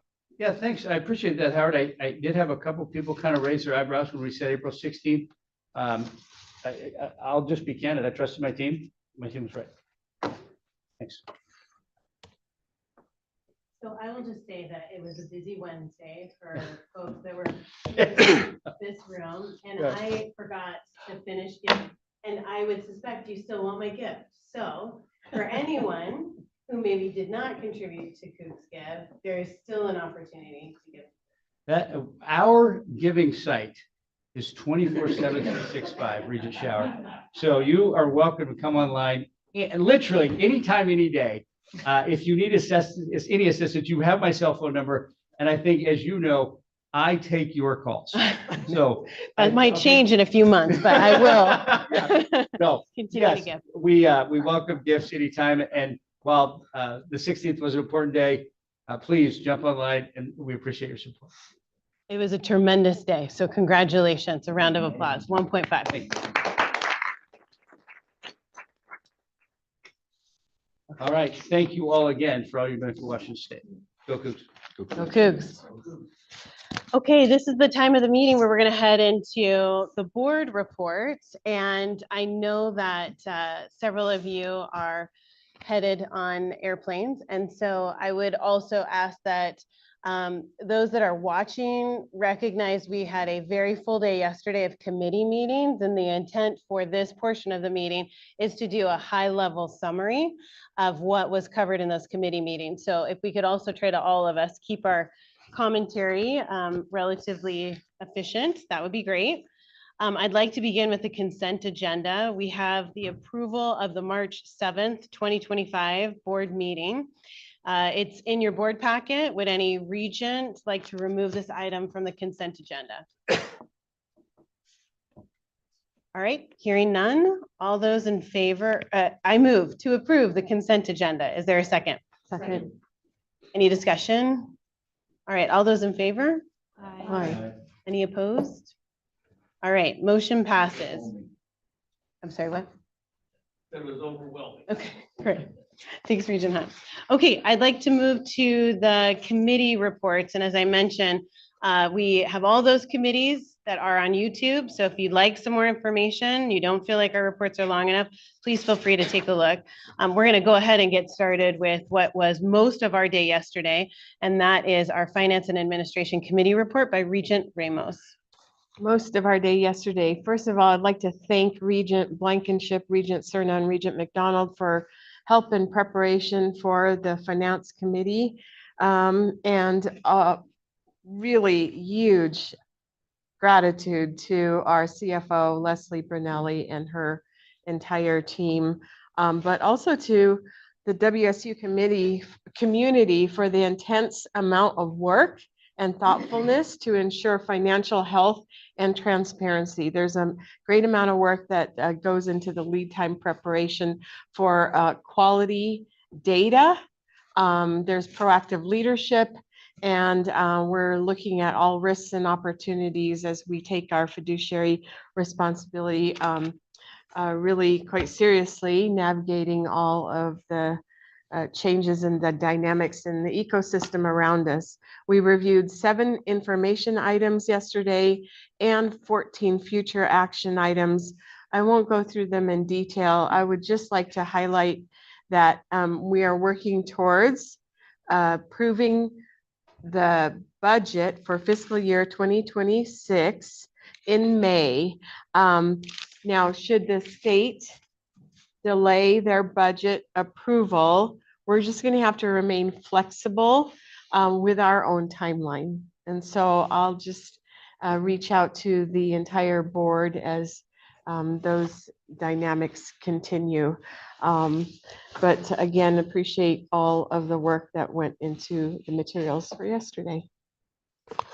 Thank you, Regent Ramos. I also just wanted to add that we have been on a path to approve this budget, and that has included 8 information items that have been education opportunities for the board relative to the operating budget that is in draft form available on the website. So this is a big moment. And as I went back and I looked at our education calendar, there was a lot that was before the board to learn. And that was in addition to everything that Leslie does. So thank you very much. I'd like to go ahead and move to our Academic and Student Affairs Committee with Regent Pika. Thank you, Chair Shower. We had 3 information items and 1 action item in our meeting yesterday. And it was started off with Dr. Jim Record, who is our medical director of the college, or Elson Floyd College of Medicine. And it was really what we've heard in the last 48 hours is a lot about the health sciences. And it really started with his mission moment, which then the day before we talked with Leslie Brunelli with our finance and Chancellor DeWald and Dr. Record. We talked about the finances, the challenges, and some of the opportunities that are in front of us. And we celebrated just last month our 10th anniversary. Is one of the things that came up of our medical school, which is very exciting, and it's going to culminate this year with 80 graduates this coming month. So we've learned a lot. Dr. DeWald just informed us, gave us a full overview of the clinical research, all the 3, not just the School of Medicine, but the pharmacy and the nursing kind of snapshot as well. So we went in to a lot of information. It was all good. And the second information item concerned a project called the Fallen Cougars. So this is really an inspirational, I think, to all of us. We heard from Dr. Raymond Sun and the interim dean of libraries, Trevor Bond. Dr. Sun is a history prof here, and this Fallen Project, Cougars Project, they researched, and it was intent to recognize there were 250 then WSC, Washington State College students back in the early 40s during the war. These were Cougars who became soldiers and paid the ultimate sacrifice. They were killed in the war. And this project really researched their past and their biographies. And what this culminated in is that to circle back to the families and provide them a certificate of academic achievement. They also, during this project, correlated the discrepancies in the spelling, the preferred names, and most importantly, perhaps who had inadvertently been left off and was not paid proper tribute. So this plaque, if you will, exists on the campus today and will be able to go to the website and look to these biographies of these remarkable individuals. It was a great report. The third and final information item was the presidential authority presented by Provost Riley Tillman here to my right concerning another matter concerning our faculty manual update, which we have about every meeting. And the only action item that was presented was pertained to discontinuing the Bachelor of Science degree in construction engineering for the WSU Pullman campus. And Chair Shower, may I put that in the form of a motion and then we can open it up?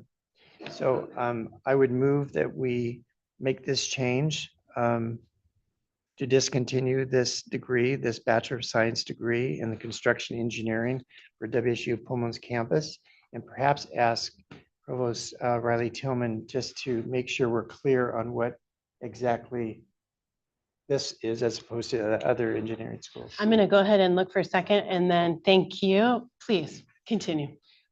Yeah, this would be discontinuing the BS in construction and engineering and concurrently providing a construction emphasis within the BS in civil engineering program. This was done in accordance with the board members of the college and the overall college advisory board and with their recommendation. And this is something which had come out through the college. We did discuss yesterday, and I think it's important to note, is to make sure that we recognize the lineage and the importance of this program as we continue into the future. We've had a number of programs that have morphed and shifted over time, but it's important that we recognize how those tie into future programs and not lose the large historical impact. Technically speaking, this is not the construction management program, which we had some conversation about yesterday. So we will still have some hard hats at graduation going forward. That might even become more of a thing given that we keep talking about it. So Terrific. I would ask, is there any other comment or comments from committee members? Anything you want to add or we left out? We're good? Okay, so we've gotten some good insight. We have a motion and a second. All those in favor? Aye. Anyone opposed? All right, motion passes. Thank you, Regent Pika. Next is our Executive and Governance Committee report.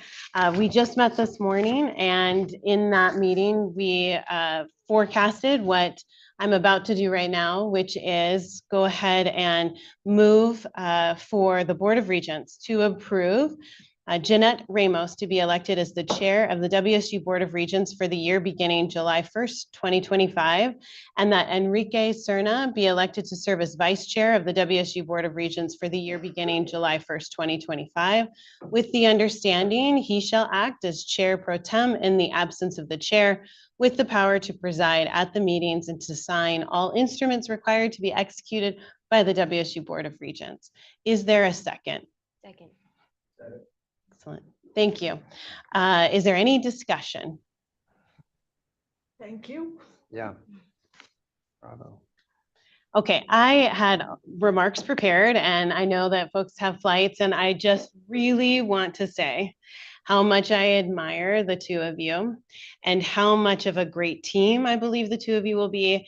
If you do not know either of their backgrounds, they are going to be a powerful team together with Jen's experience, particularly leading the Boeing company, and her insight and quiet approach. Enrique and I like to call her sneaky smart, because you can often hear Jen say something so profound that's always backed up by really good data, but also really very centered around how it impacts people. And both of you are alumni from WSU. I think that you bring that passion for this university that we need to continue to see perpetuate.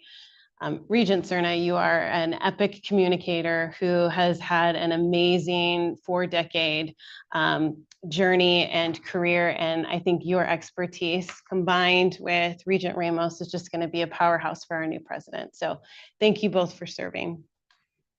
With that, I will call a vote. All those in favor? Aye. Aye. Anyone opposed? Thank you, Marty. Anyone opposed? All right, motion passes. Thank you. That concludes the Executive and Governance Committee. We'll head over to the Strategic and Operational Excellence Committee report, which I was in air. Regent Dickinson is the chair, and today in the room, Regent Pika is leading us through that. So Regent Pika. This is rather short. We met today. Typically, committee meetings are the day before, so everyone had a chance to hear the full report. There were 2 information items, and it was a rather timely because our Chief Compliance Risk Officer, Charles Comerzel, was here today and presented in great detail an update on our current risks for the institution, but it was timely, especially because of what has taken place over the past few months in particular. And so we really did appreciate that. I don't know if you're still here or not. Yep. Thank you, Charles, for that. And I'm glad we all had a chance to hear that. That was very important. Second information item pertained to a retreat on behalf of the board.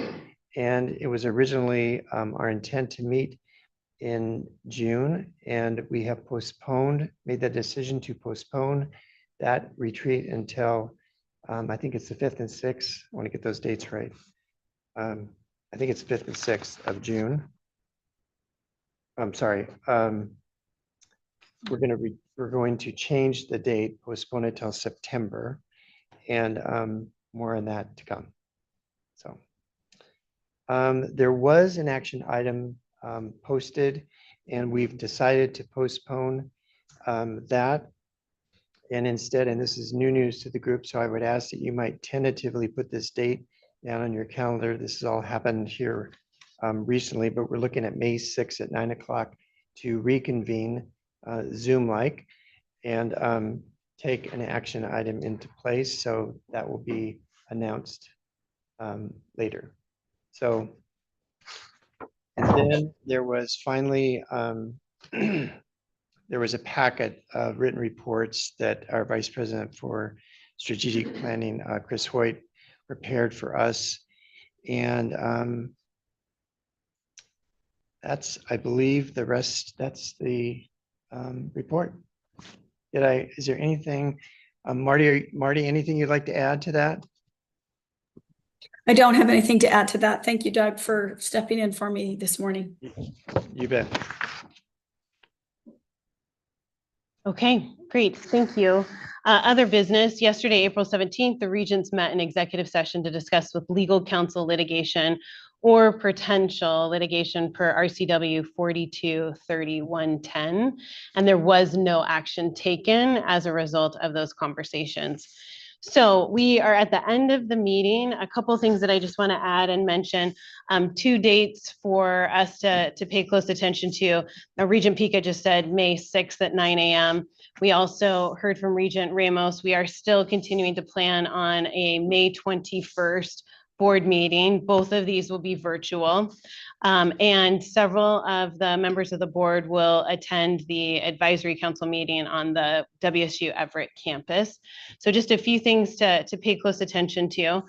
I want to also just mention that there's been a lot of excitement around Pac-12 and our media, and there will be information that will come out. And what I will just say is I've spent time listening to President Cantwell just really talk about the excitement of reimagining our athletics program. And so I want us to also remember that this is a new program and it's going to be different.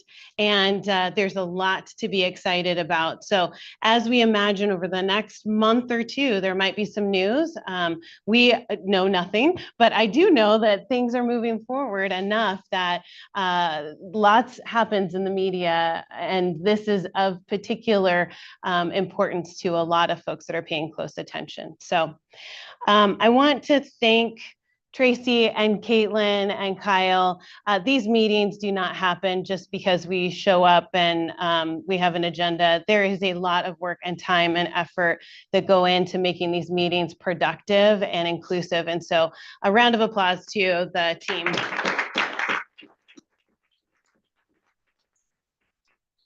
Regent Dickinson, we missed you in person, but appreciated having you involved throughout the last couple of days. Hope that you start feeling better. Yep, I'm on the mend. Good. President Cantwell, anything that you want to say before we close the meeting? I will just note that there is a lot going on around higher ed out of Washington, D.C. as we speak. And so even in a week or 2 weeks, there will be major changes and shifts and adaptations.